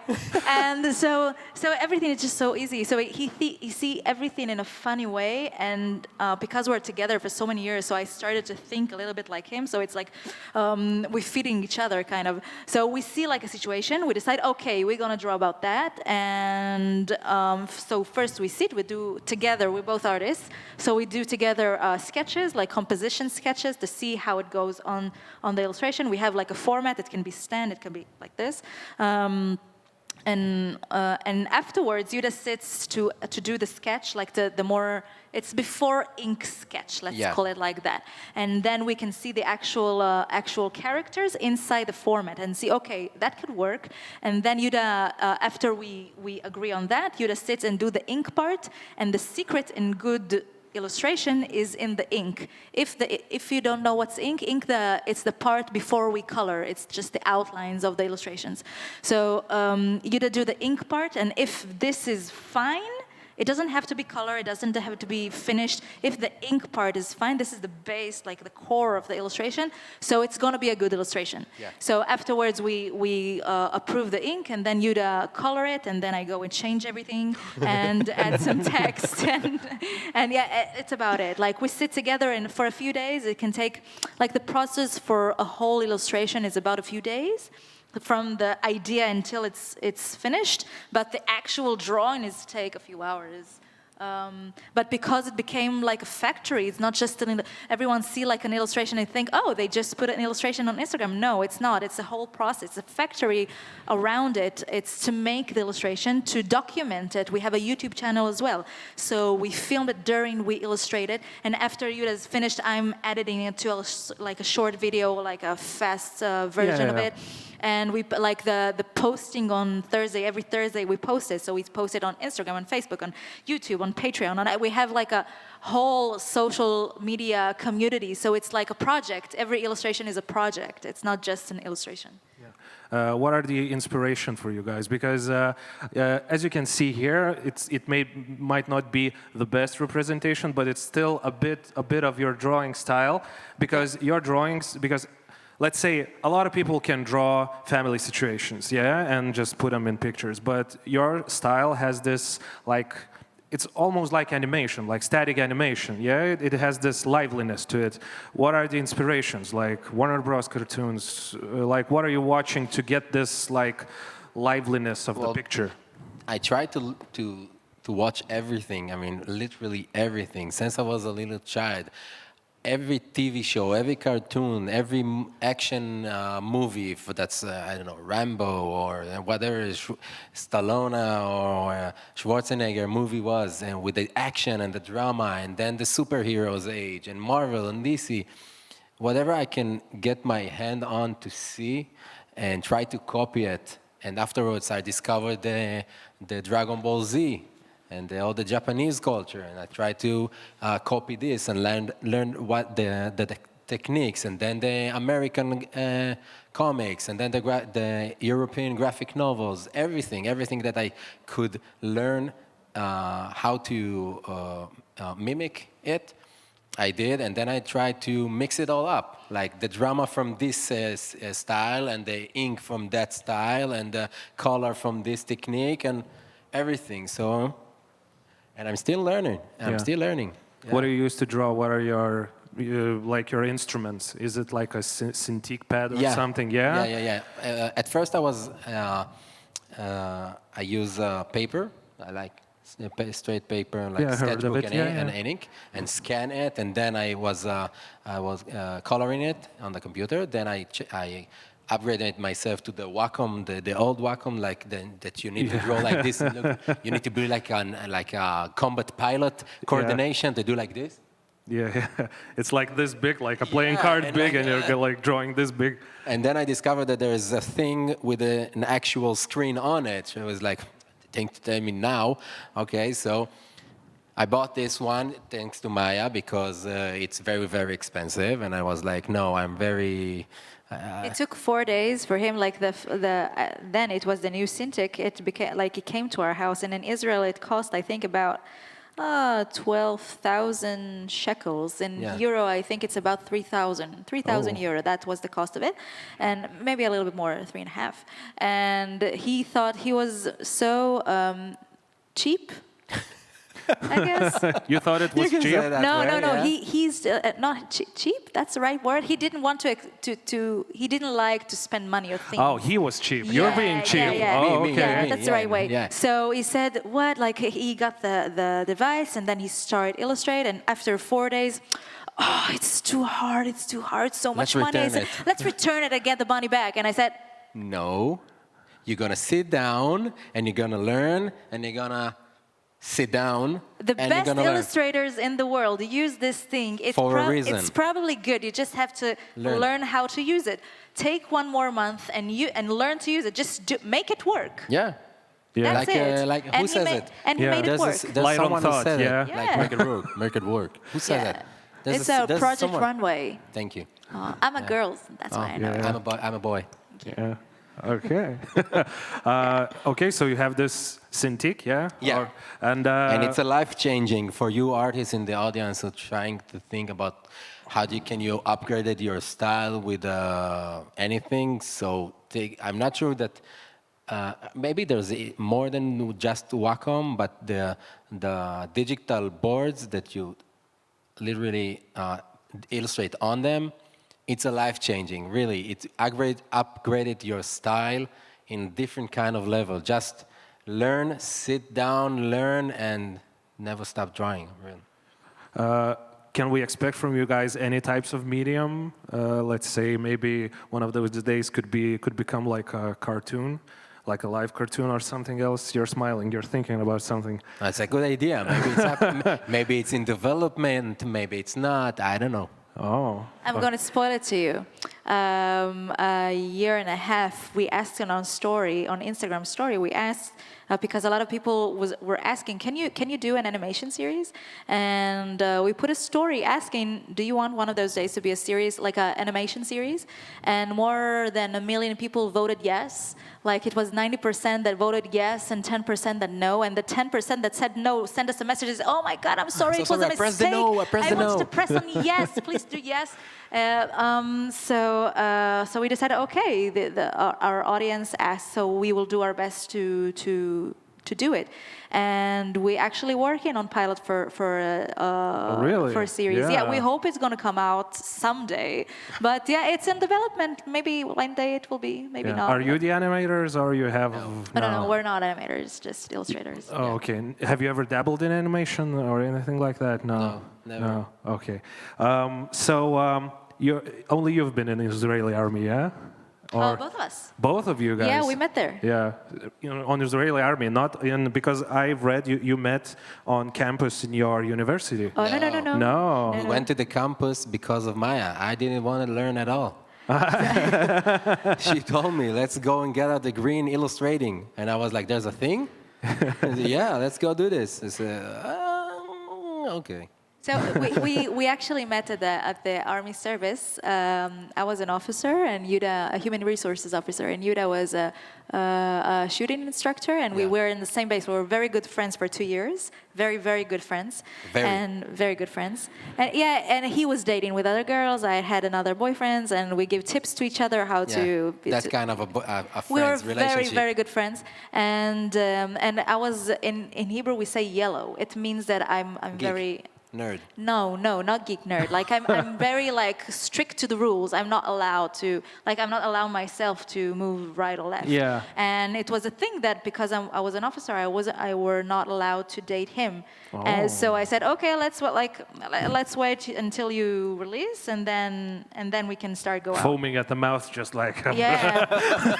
Exactly, and that's the way it was. He released 4 months before me, and then we started dated, and we're together ever since. And we went to university together because he didn't like high school. He was from the kids that didn't really, I don't know how to say it in English. The kids that draw? Light on thought. Yeah, he draw. The one that draw on the side, and the teacher went inside and was like, oh, he's drawing, he's not listening, he's gonna be a failure in life, so I'm not gonna try even teach him anything. He just like me. Yeah. He got into class and the teacher saw him. Hi, Yehuda, go out. I was like, what? What did I do? You're not gonna participate in the class, so it's a waste of time for both of us. You're just gonna talk and interrupt me. So he didn't thought that he can actually learn something. So I said, okay, do you know that you can actually learn to draw? You draw really well. Maybe you can come and paint. And he said, okay, if there's a thing, I'll go. Oh. And that's how it was. Okay, your story is just the same as mine. I used to draw on tests, like give me your test, and it's like Goku from Dragon Ball Z. Same here. My teacher once, I actually give her the test with I think it was a Hulk, probably the Hulk. Yeah. I drew the Hulk like smash, and she was like, what is this? I'm like, listen, I'm gonna fail anyway, so. Maybe you should be happy about it. So keep it. And she still kept it. And she's still like, oh, I always knew you're going to be best. And you do? Now they take credit for it. I don't get it. Yeah, it's okay. Okay, so I think there will be some questions, yeah, so we can prepare for Q&A. So guys, if you could prepare a mic stand, so come one by one, please, to the mic and ask some questions. Before people are gonna line up, I'm gonna ask you something more. What are your you used to draw superheroes, yeah? Hulk? Yeah. Like Israelis should be Hulk, yeah? No, it says Hulk. Like, especially if you're going to the Israeli translation, is the Green Giant. Yeah. Okay. But Hulk, we says Hulk. Yeah. What are your favorite superheroes? Hulk. Wolverine. No. Yours. Mine is only for Marvel, or can I go? Oh, we can talk all day about this. Okay. So from Marvel, I guess it's Hulk and Juggernaut. Juggernaut, yeah. Yeah, and from DC, it's Superman. Just Superman. Just Superman. I mean, he has everything. I mean, Kryptonite, please. But he has everything. It's like, let's try and create the most effective superhero there is. And this one, and let's make a bet. To fight. Just fight. the guy in the metal suit to fight. Yeah. Like the one who will shoot lasers out of his eyes, fighting a bat. I mean, come on. Yeah, so talking about Juggernaut and Hulk, you like big burly guys, yeah? Like from Marvel, let's say, because I can see a pattern. Do you know someone I can date with? No, like only me. Strongly hard guys. No, I'm kidding, but you like Wolverine? Wolverine for sure. Wolverine, he's. Now you look like Wolverine. Yeah, I can see the similarity. It's because of the hair, you see. That's the reason that I'm chosen. Yeah. Are you gonna create like one of those days? Of course, is. It's a never-ending story, let's say, because it's life. Yeah. But animation, one of those days. Is there some room in between for other stories, like maybe fictional stories for you guys? Have you ever considered that? That's a good question, Maya. Because I used to follow some of these artists who just I wouldn't say got tired of real life stories, but started to create fantasy. Yeah.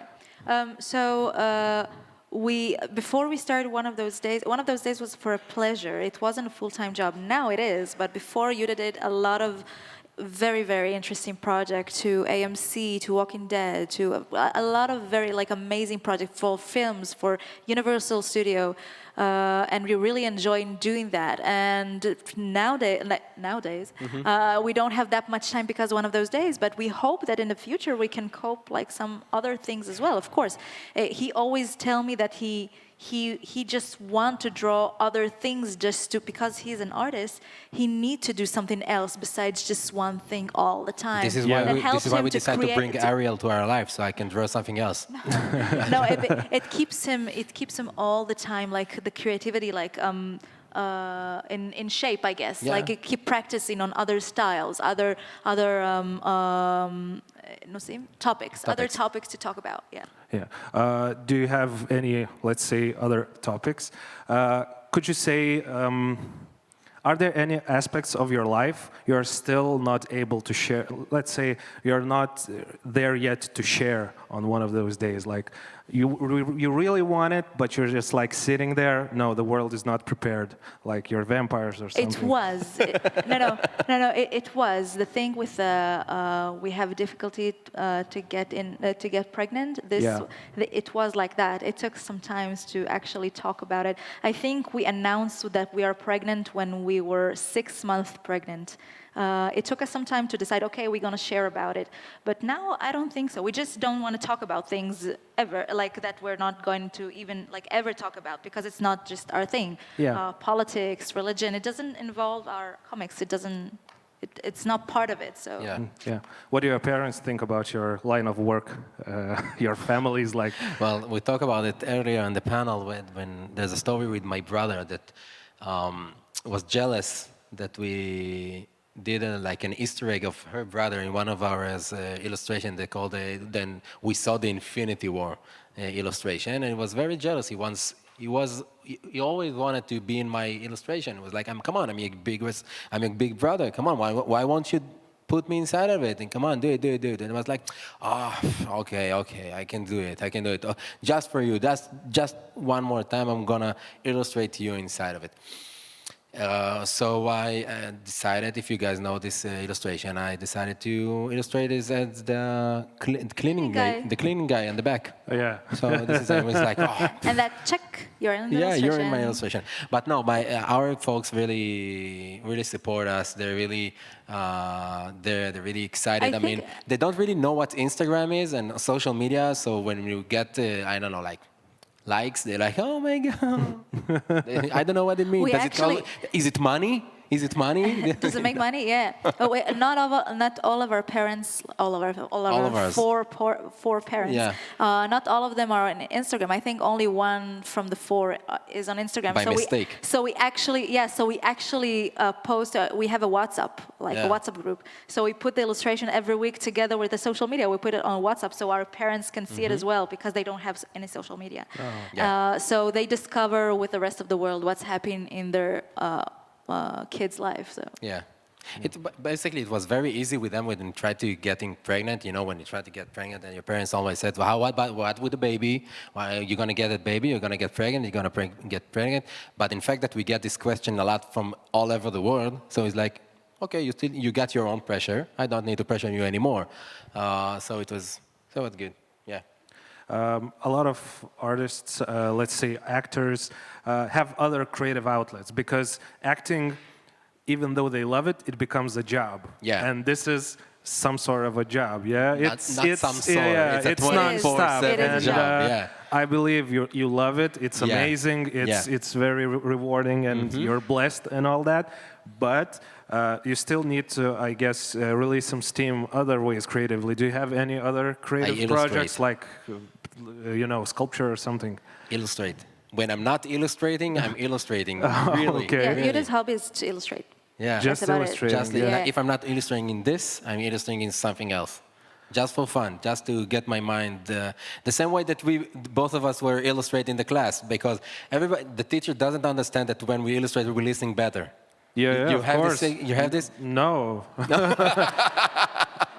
I don't know how I'm alive. I'm just like I didn't listen to anything. Well, when I'm drawing, you can see in my studio different monitors that everything is like. This one is broadcasting something from YouTube. This is the TV on, and this thing is a song. While I'm illustrating, I'm absorbing everything. I listen to everything. It's like. He's a machine, in other words. Yeah, I wanted to ask, are you a machine? Yeah, he's a machine, definitely. You should see, like, I'm married to him, and I'm with him for 10 years, and I'm still, every time he draw, I look at him, you're a genius. He's like a savant. He's a true genius, so seriously, true genius, and he's a machine. You should work for CIA, like decoding or something, like you're drawing it like from all the sides, like radiation. And like I like the effect of this one. I just listen better. Yeah, it's focused. What are your creative outlets? Because I believe motherhood is taxing like everything from body to soul to mind. But where do you release your steam? Nowadays, I like my whole life filled with our daughter, basically, because she's so young.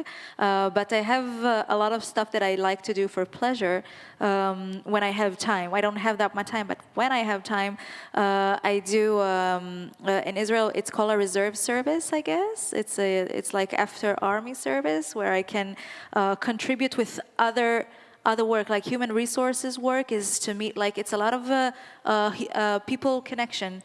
So I like to talk to people. I like to meet people. I like to make people feel better. Like I help people.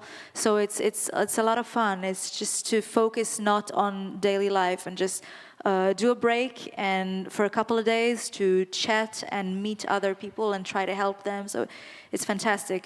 This is what I like to do. You like forgot I do. to mention the singing part, playing the piano part, the basically everything you do part. I do other stuff as well. Yeah. No, but as I said, I don't have that much time. If I'll have time, I would sing. If I have time, I'll play piano. If I'll have time, I'll draw. I just don't have that much. I'm a mom. Yeah, of course. My hobby is a mom for now. Yeah. A job. Yeah, that's my job. Yeah. So thank you guys very much for coming. This was an amazing honor. You're really good guests. Really funny. Thank you.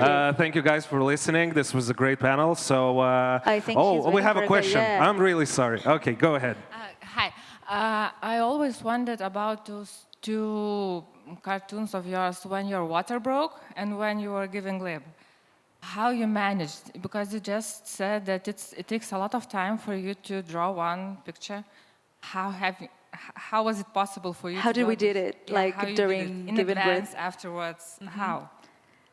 Oh, so the water break illustration was actually supposed to be other illustration. It was supposed to be, I don't even remember what it was about, but we transfer it to the water break. It was in the middle, it was in the making, and then my water actually broke, and then we said, okay, so we can't, we need to talk about that because it's like a reality show. We need to talk about what's happening now. So we changed it to the water break, and we did it in the same week. We actually were in the hospital for 2 or 3 days with our daughter before we came back home.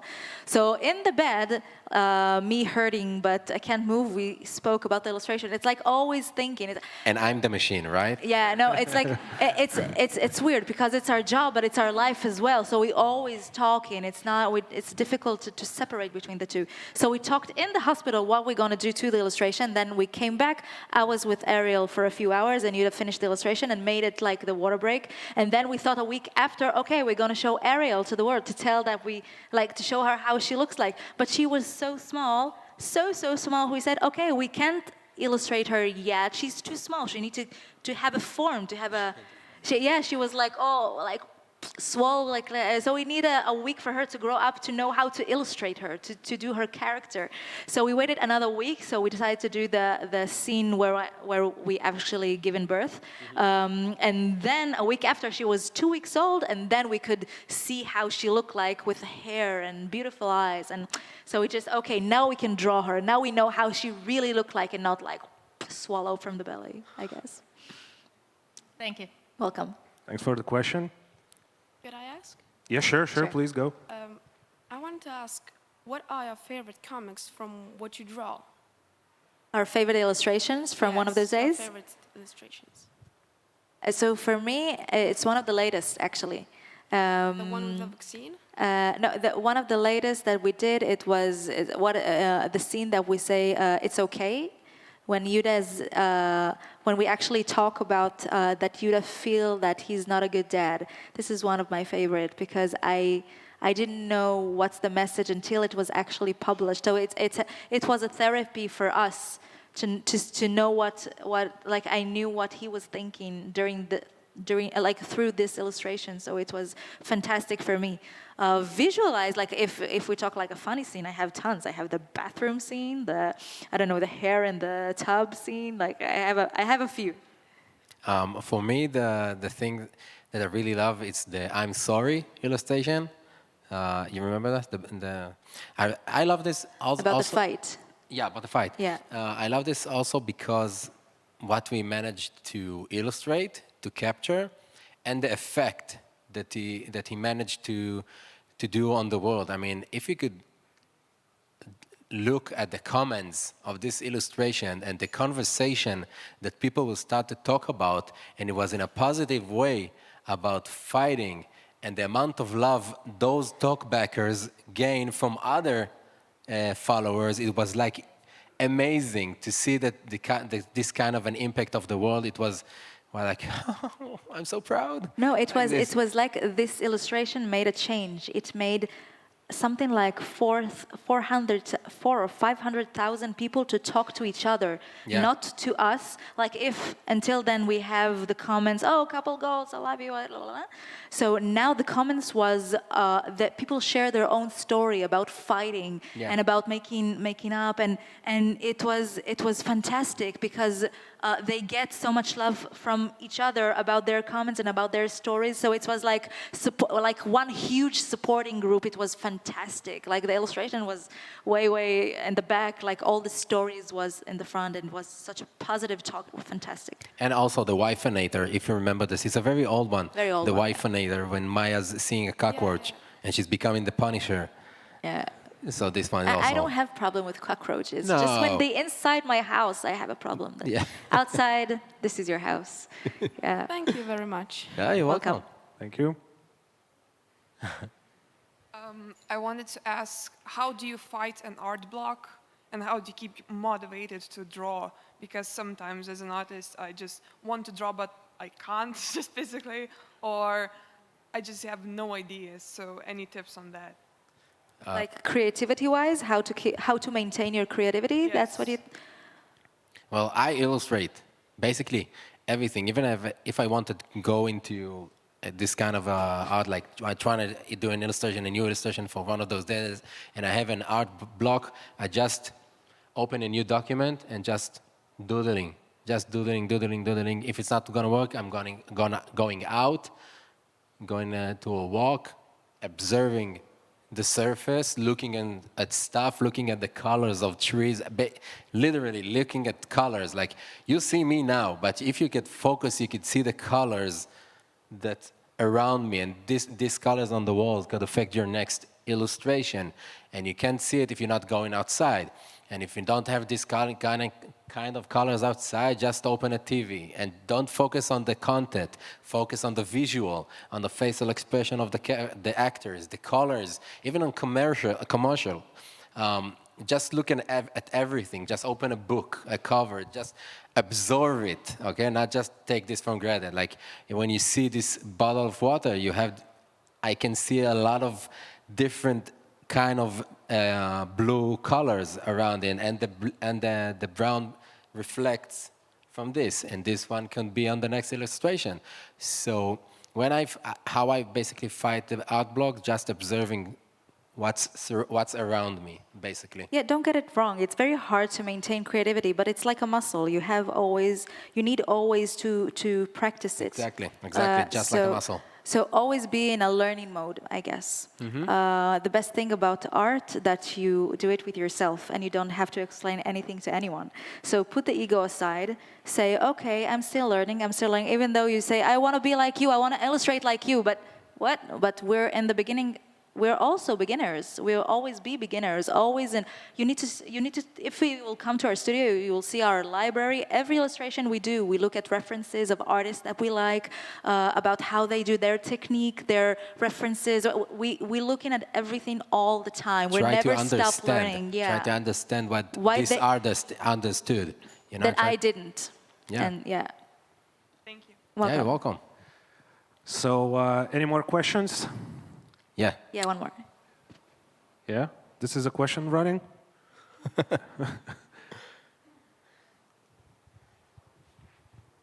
I don't know if it's a question or just a request. Will you draw something about Lithuania? About your trip? We did. Oh, we did an illustration like we're coming to Comic-Con, but I don't know. It doesn't count? No. Well, I can. Well, I can. If you want, I can do an illustration about us eating this thing. Yeah. Oh How are they called? What's the name of it? Try to pronounce them. Ce, pe, li, nei. Ceppeline. There, yeah. I did it. I already forgot. Let's applaud to that and finish on that note. Thank you very much, guys. You were amazing. Have a nice drawing career, and let's meet in another panel. Thanks. Oh, by the way, guys, we're going back to the booth. We have, I think, maybe 10 books left, so this is the right time to come. So come say hi. Yeah, okay. Thanks.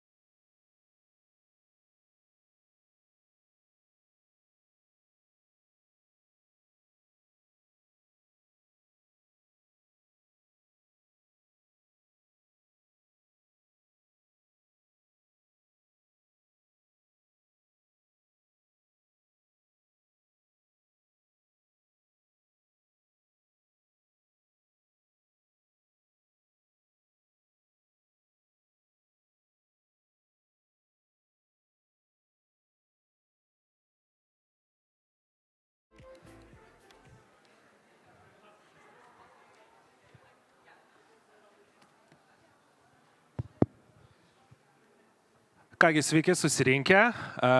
Dar kelios akimirkos, kol šiek tiek pabaigs tartis mūsų viešne. Kaip jau ir matote, kas pas mus yra atėjusi šiandien, taip pat, žinoma, turėsime klausimus, atsakymus. Tai maždaug už kokio pusvalandžio pasiruoškite, ką norėsite paklausti. Ir dabar ant scenos kviečiu vikingų aktorę, žvaigždę Georgia Hirst.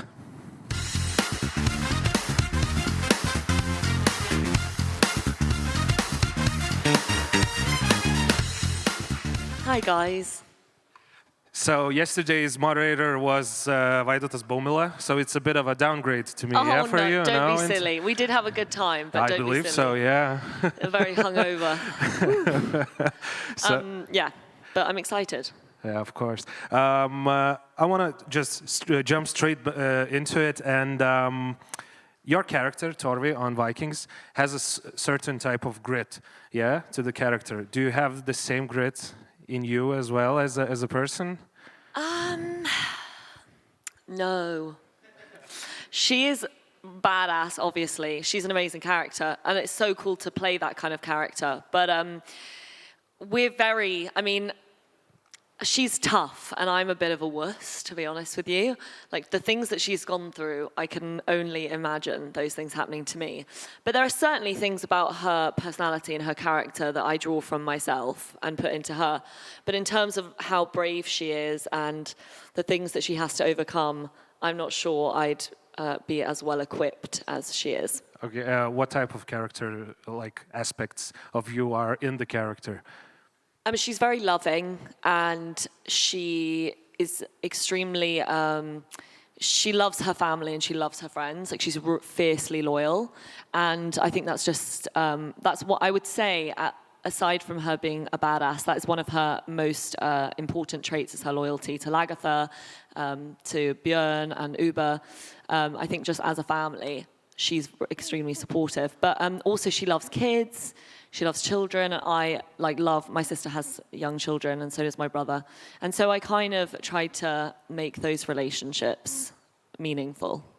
Vikings is very male-oriented, you could say, because it's Vikings. But you and Catherine Winnick have like these characters that became emotional cores to as themselves, yeah, because they got these like electrons of characters floating around them, and they became very strong characters in the show. How does it feel to be a woman in such a like all beardy show, and how is it like to hold your own, let's say? I would have to dispute what you first said, which is that it's a male-dominated show, because I like to think there's actually, from season 1, which I wasn't in, so it's probably not that good. Joking. I would say there have been, whether or not they've been like warriors, there have been strong women characters throughout the show, and I think that's what's so unique about Vikings is that there are so many amazing female characters to play, but obviously, nevertheless, there are lots of male characters in it. And it's just so much fun to be able to be with, me and Catherine Winnick, she's a really good friend of mine, I love her. And it was amazing to be able to work alongside her, and I learned so much from her as well. Like, she has played Lagertha flawlessly since season 1, in my opinion. And so when Torvi starts becoming badass and kick-ass, I definitely look to Catherine for advice and tips and things like that. So it's really empowering, especially at this time. With the Me Too movement and everything, it's really important that shows like this have a plethora of strong women, because in history, women were great as well as men. Yeah. Do you see this becoming a trend, like women leading much more shows than they are? Because like 15 years ago, there weren't as many, let's say, female protagonists in shows, and let's say Viking women were all like with, I don't know, I could say Xena was the closest thing to a Viking woman. Yeah. Do you see this becoming a trend? Definitely, I think so, and as it should be. It's just giving women a chance to show their capabilities. I think there's some rumors that like James Bond was going to be a woman or something. Yeah, Jane Bond. Yeah. So that's cool. It's important that we have our time. Equally, characters like there was historical accuracy. That there were women that fought. So, in the case of Vikings, it's history. Women were fighters. Women held their own. So it's kind of cool to be able to depict what really happened. Vikings, and of course, I've seen your role. It looks like a show that I believe it's hard to shoot because it's really grueling. There's a lot of blood, there's a lot of tears, there's a lot of grit, as I've talked before, weather conditions, fighting, horse riding. What's the hardest thing you ever encountered on the set? The hardest thing? I would say probably doing the battles are the hardest thing because they film sometimes over the space of like a week. Because if we're in the same location, we'll block out a week and do it all then. And the hours are grueling. It's usually cold. And you can imagine you're using, your sword and your shield, which aren't heavy. They're made of wood, so it's not that aspect of things. But you often do end up hitting someone in the hand, or you get hit in the face, or because it's really messy. There's so many extras, and so I think days like that, I would come home and sort of find like I'd have blood and mud everywhere, and I'd come home after a long day and feel like very drained. So I would say those were the hardest for me anyway, because I found stunts hard as it was. So I think those battle days were tough. And then when my character would get pregnant, which happens a few times, I would be able to just sit and eat chocolate and watch them all. I was like, pregnant, yeah. Can't fight. How many husbands has your character had? Like 3 on the show? I think I'm on to my 4th. You're like a Mennonizer. You're just like going through them. Well, someone said that to me once, and I was actually quite offended because the thing I love about my character is that she, in my opinion, she is just like a modern woman. She's had a couple of. I mean, obviously, in that age, you would have, you would have got married a lot younger, had kids a lot younger, so kind of different from now. But she just goes through what a normal teenager and young woman would go through. You have boyfriends, it doesn't work. Obviously, you shouldn't kill your husband with a crossbow if you're not getting on. Like, I wouldn't encourage that. But she has breakups, she has relationships that fail, she gets dumped, she falls in love with new people. So in a way, even though probably it seems like she's getting around the town, I think really she's just a human being, and she has very normal problems that women face. So I kind of like that things don't really work out for her. It's not like a perfect journey. So yeah, I would say not a manizer. I would just say, she's had a rough ride with love and relationships. Okay. Did you have to undergo any special training before? Because you mentioned like fighting, shooting crossbows, all that stuff. Did you have to go like to a trainer that trained you to use a sword or any other? You go to practice your battle scenes. You go to do stunts like a week or 2 weeks before the battle, depending on how much you have to do. And yeah, they teach you, but it's more, for me, it was more just practice makes perfect, and it was never perfect, but practice makes better than awful, in my case. And so, yeah, you go through it with them. And obviously, so much of it is due to the stunt guys who make all of the kills look just epic. Like, even if you're just doing a simple, jab, they have some really dramatic fall, and you just feel really cool. And then, obviously, it's massively down to, camera angles. They make you look cool, too. So, yeah, for me, it was just the coordination thing. It was moving the legs, moving the hands at the same time. It boggled my mind. I was like, I'm pretty athletic, I'm pretty fit, I probably can find it quite easy. And it was not easy. Of course, I believe you. You said before that you're not the same as your character in Vikings. How do you have a special ritual to get into character? Because have you ever seen Jack Nicholson going into character before filming Shining, going like that? Do you have any a ritual? No? No, I'm not a method actor, so no, I wouldn't necessarily do that. And also, the thing is, I've played her for so long that really, it's clockwork. She is so much part of me that it was an easy kind of thing for me. And I used to get the script and sort of say, no, she would never do that. Like, I just knew her so well. I'd be like, there's no way Torvi would do that. And then I could say, you know, maybe she would do this instead of this. So by the end, you're so kind of involved with your character that you kind of know them inside out. Oh, so you have creative input into your character, like... No, I'm just pretty forceful about it. Yeah, to be honest, everyone could have a say on their characters, which is so nice, because I've heard on some shows it's not as simple as that. And it's hard with such a big cast. It's hard for everyone to give their opinion. But we did all, if we felt particularly passionate about something, we were well within our rights to say, maybe change this or maybe add this.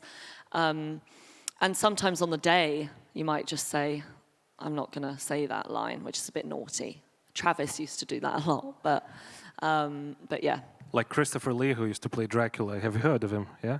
Yeah, I know Dracula. Yeah, he used to say, "I'm not gonna say that," because Dracula wouldn't say that, and he was right. Like. Yeah, the only problem with that sometimes is that obviously then everyone, all the production are like, but we haven't told anyone that you're not going to say that, so we just need to make some calls and make sure that you are allowed to not say that. So it's meant to go through people. So it's a bit cheeky to do it on the day, but if you know your character best, then you know. You know your character best. Modern TV has almost become even more powerful than cinema, because you have a long period of time over which you can evolve a character, yeah? For example, yours. And your character had an arc, yeah? From a more timid to more a badass, like you said. Have you just, you know, took from that a bit? Have you become a little bit more badass yourself because of that? Have you had an arc of yourself? I definitely grew up with my character. You know, my character was like 17, 16 when I started playing her, and I was 18 at the time. So I've definitely evolved with her, and we've kind of grown up together. But no, again, the badass thing, I just know. No, she's just a lot more badass than me. I've definitely learned some like cool stunts. Like if I was ever in trouble and I had a sword handy, I might be able to do some damage, or an axe. I might be able to do some, or a crossbow. I might be able to do some damage. But really, no. But it's amazing to be able to play such a strong character. Yeah. So after this, like the world is your oyster, because it's a really big profile show. You played a big character there. Are there any like character types you would like to play in the future, like in TV, cinema, anywhere? To be honest, I would be up for taking anything, because it's so nice to be able to play something different. Obviously, I loved being Torvi for years, but I am definitely ready to have a change of scenery. But I would like to stick on the badass, strong woman, physical side of things, like maybe a Marvel superhero, or something like that. Something really physical and gritty and fun. I think I'd be all right at that. I think that would be really. I mean, that would be amazing to be able to do that. So you can get into strong characters. Yeah, you have that energy. Yeah, to get that emotion on the screen. Yeah, I hope so. If anyone out there's listening and fancies giving me a job in Marvel, then call me. I'm available. Okay, so Marvel executives who are sitting right here somewhere. Yeah, Kevin Feige. Put a good word in for me. Yeah. What actors, actresses do inspire you? Which one of them would you like to be? Like. If I had to emulate someone's career, I would say Emma Thompson is like amazing. She's such a babe. She's just had an amazing career. She's done like comedy stuff, some comedy, like funnier, lighter chick flicks, and she's done some really serious, amazing stuff. So she is someone I really look up to. And I was saying yesterday, actually, Alicia Vikander's amazing. Like, I saw her first in the Royal Affair years and years ago, and she was just really inspired me. I don't know. I just thought she was so young in that film, and she'd learned this whole new language for the movie that wasn't her native tongue, and I was just really impressed. And I kind of followed her career, and obviously she did Lara Croft, which was cool. Slightly strange casting, maybe, but really good. I thought she was amazing in it. So yeah, I think she inspires me a lot too. Yeah. Women in Hollywood, of course, I can see you're pretty passionate about it and you're outspoken about it. Do you think women are getting enough screen time in Hollywood, in TV series, or do you think it's pretty much even now? I feel like there are a lot of roles coming up for not necessarily even strong women. There's a lot of shows and films coming out with female roles, which is really cool. So yeah, I mean, there's always, I guess there could always be more, but from my perspective, as long as there are good opportunities, then I guess that's really all that matters. But yeah, I mean, I've read some scripts with some really cool female roles recently. So yeah, I think there's plenty out there. Okay, awesome. A lot of actors who spend enough time on set start to feel that bug inside them, that directing bug. Has it bit you yet? I haven't got the bug. You haven't got the bug. Yeah, I see some of the actors directing, and I just think it looks like a nightmare to me. Like just the stress of it all. It's hard enough to act. Yeah. Let alone do that. I wonder, maybe I don't think I've acted enough yet. You know, I don't think I've had enough of that. Like I'm still really with the acting bug. So maybe eventually, but I've never really had massive interest for that. But I guess never say never. Maybe eventually I'll experiment with it. Yeah, so I rummaged through your IMDb, and you have another credit there, Ravers. Yeah. And how was that like? That was very different. I filmed that in between seasons. So I went to Wales and did that at Pinewood Studios. And it was good. It was like my first job that wasn't Vikings. And I got to wear like jeans, and I was like, oh my God, jeans and trainers. It was like no mud. It was so nice. And no axes. It was really nice. So that was fun. Like it was such a different character. My hair was dark. Like it was like miles apart from Torvi. But it was a horror, so it was a different. Yeah. It was a very different thing.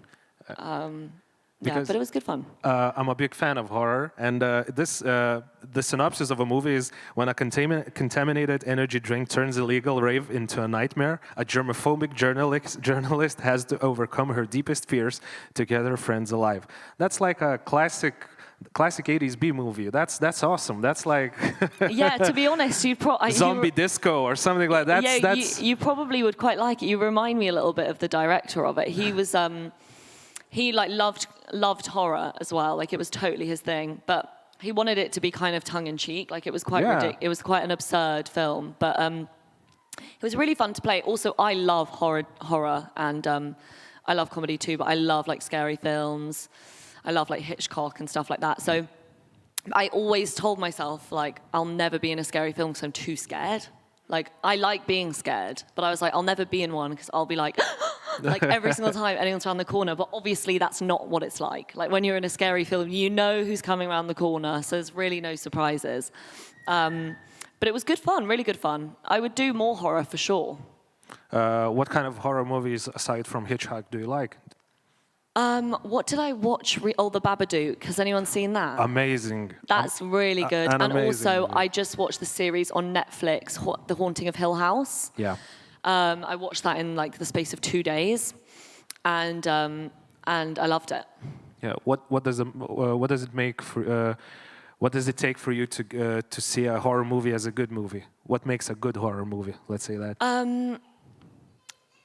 Well, I was going to say if I get scared, but I generally get scared from lots of things, so I don't know if it would be that. I guess just believable actors and things like that. As an actor, obviously, when I watch film and TV, I often look at the actor. I'm like, oh, I wonder where she studied, and oh, I wonder what he did before this. Like, I'm usually looking at the actor's performance. So as long as the actor's like convincing, then, and the thing, I think the key is with horror, is if it's casting of people you don't recognize, it tends to make it better to watch because you're not like, there's Jennifer Lawrence. Like, this obviously never happened because it's Jennifer Lawrence, and I saw her on the red carpet last week. Yeah. Whereas, like, if it's unknown actors, I think it makes it more exciting because you don't know who they are, and there's just that kind of freshness about it. So, yeah, I would say the cast has a huge thing to do with, you know, whether I enjoy it or not. Yeah, actors are really public people because you have to put your face, your voice,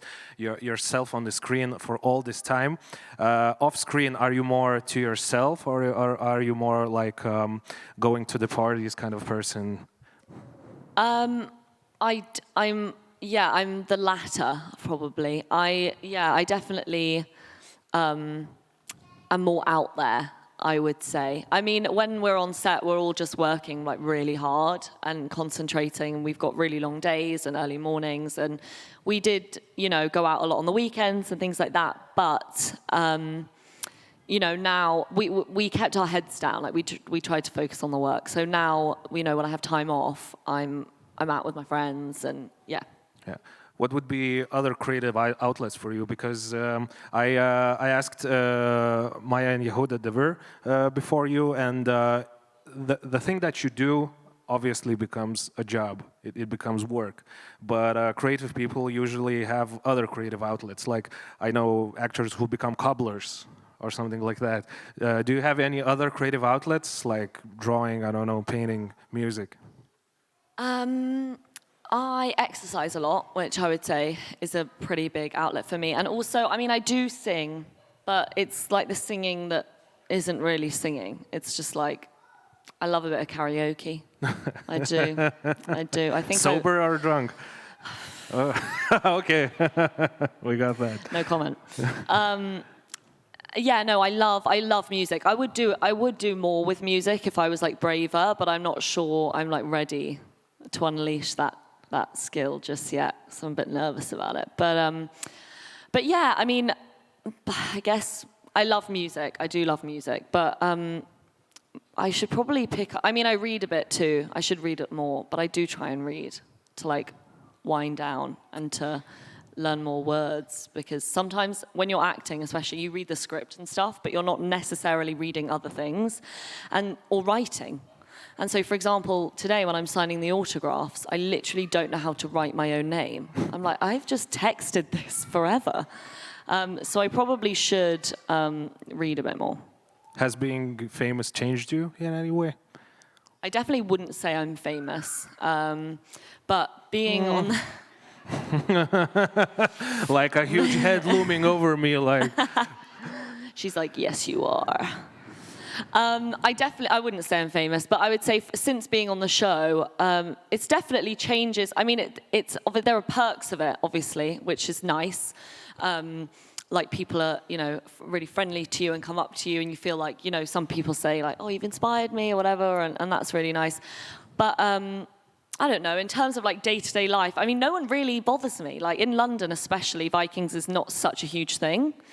So I just live my kind of day-to-day life, feeling completely normal. But it's nice when someone comes up to you and kind of says, you've impacted me in this positive way, and that's really nice. And obviously, like on social media, I have quite a decent following, so I get to kind of interact with people on there.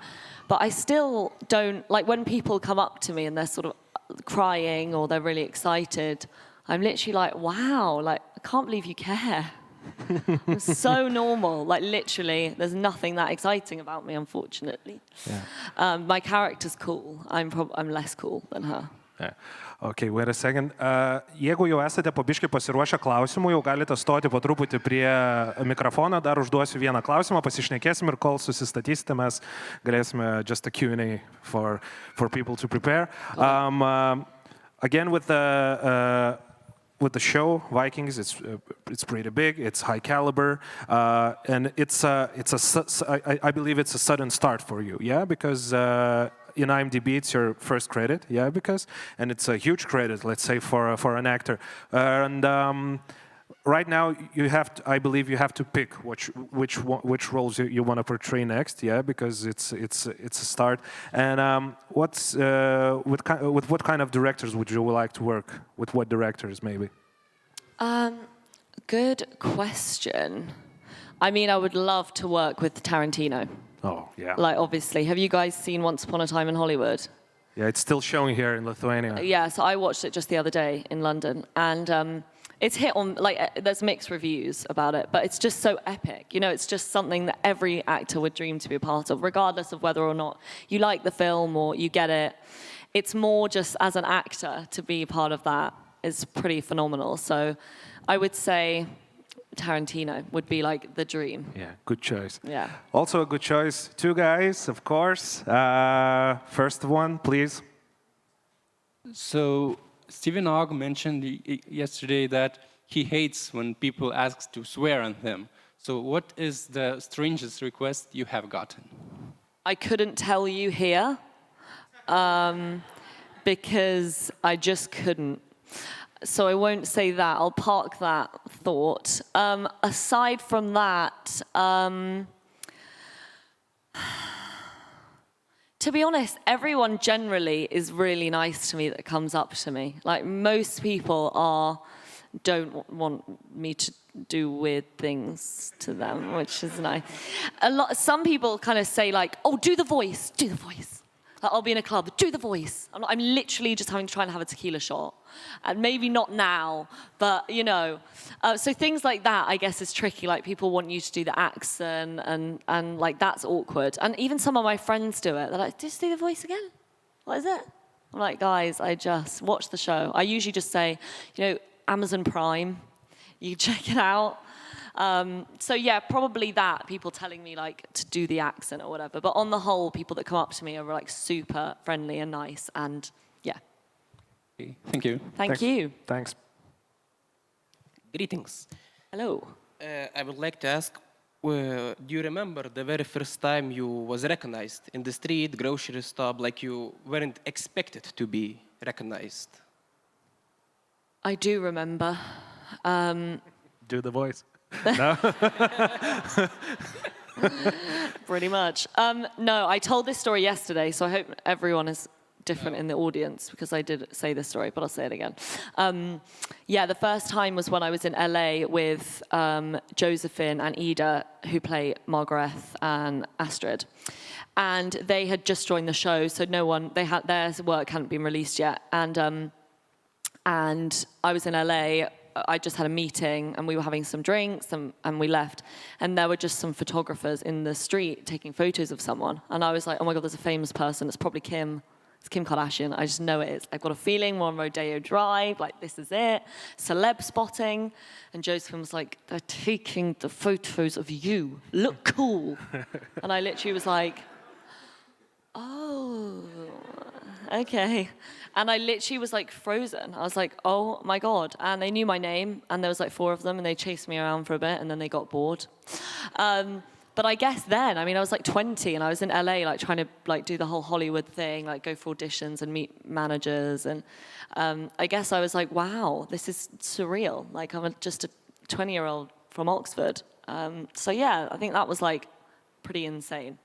That's like my first memory of it. Okay, thank you. You're welcome. Thanks.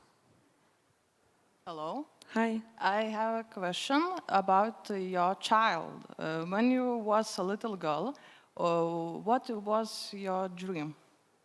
Good question. I always knew that I wanted to like entertain people. I always like tried to make people laugh, and I was like silly, and I loved dressing up and putting makeup on. So I think my grandma said to me, I think when I was a kid, my mum told me this, I didn't remember, but she always used to say, oh, you'll be a movie star. And I guess maybe I wanted to be, but I don't really remember. I just knew I loved entertaining. And then I just never knew it would be a possibility. So I also really wanted to be a teacher. So I applied to university originally to be a teacher. And then I dropped out and was like, oh, I think I should just give acting a go. And here I am, and my face is on a projector. So I'm giving it a go. But yeah, I don't know if what I dreamed of really. I always wanted to make people laugh and make people happy, I suppose. Second question is, what was your hero in fake or in real life? What it was for you? Good question. My hero. Trying to think like when I was younger who I looked up to. Well, has anyone seen Austin Powers? Yeah, baby. I really loved the fembots that had the guns coming out of their boobies. And just when I was a kid, my mum was like, you really need to pick a more appropriate film to be a fan of, because people in kindergarten are concerned about this.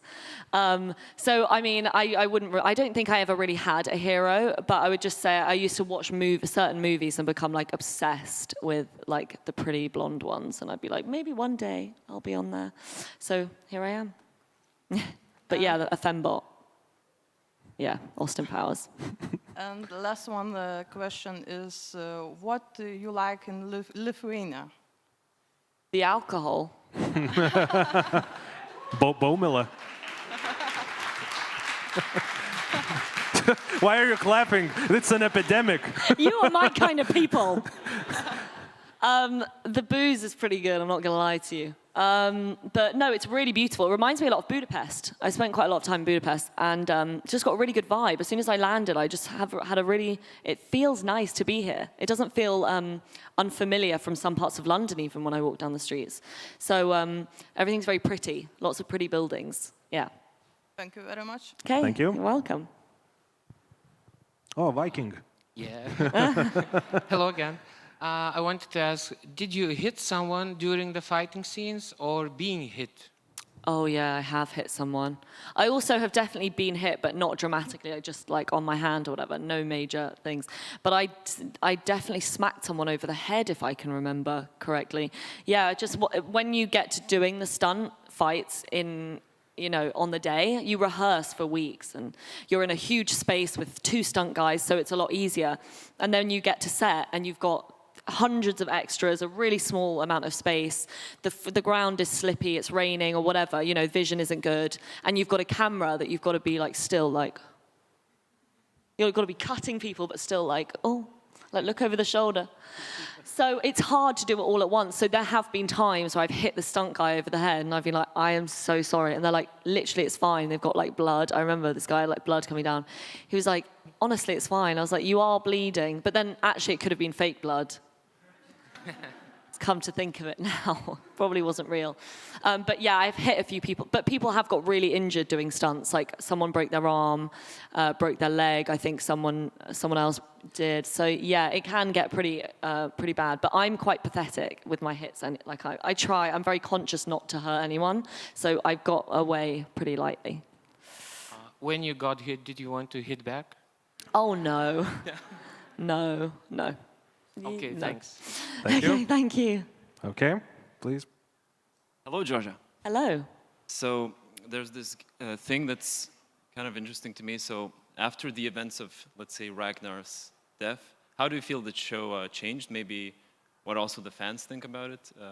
Oh, well, I know the fans hate it. You don't need to tell me. Because I'm reminded of it every time I go to a pub. People are like, why? I'm like, I couldn't tell you. I don't know. Obviously, it was a massive shift, and there was like a real situation where everyone was like, is it going to work? Like, are people just going to hate it and stop watching? I think really it actually encouraged people to keep watching because they were like, how's it going to last without Ragnar? Like, no one believed it would. But I can honestly tell you, I think the show gets better. And the seasons coming up are just so epic. Like, the boys that took over Ragnar's sons are so talented and all have brought so much to the show that I really don't think Ragnar's obviously missed, who's such an amazing character, but he's mentioned all the time and his character really lives on. And I think the boys do an amazing job, the brothers do an amazing job of carrying on his legacy. Yeah. Well, let's hope they don't kill each other too much. Yeah, let's hope they get along. Yeah. Okay, thank you. Thanks. Thanks. Another one. Hey, so I had a question. It's obviously quite a hard work when you are filming, and it's tiresome. You have long hours. So what's been the longest and hardest day or period, because I imagine it can be more than one day, of filming that you've had? Mm-hmm. Good question. Usually it was anything on water were the hardest days.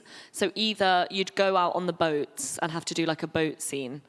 And when it comes to a boat scene, you've got to just do loads of wide angles of the boat going through the water. So you'd get dropped off at the boat in the morning, and then you'd literally get off at 8 o'clock. Like you could go to the toilet intermittently on like a massive boat, but you'd be on water all day. So especially if you're motion sick, like that's not a good recipe for you. So I think those were the worst days. And if it started raining, like that was it. You were stuck on a boat, so you couldn't get off. I mean, that was just, you'd bring a coat with you and just hope for the best. So those were the longest and the hardest days. And also, when you were doing the wide shots, the cameras would be coming up alongside the boat on another boat. And sometimes you wouldn't hear if they were recording, if they were filming.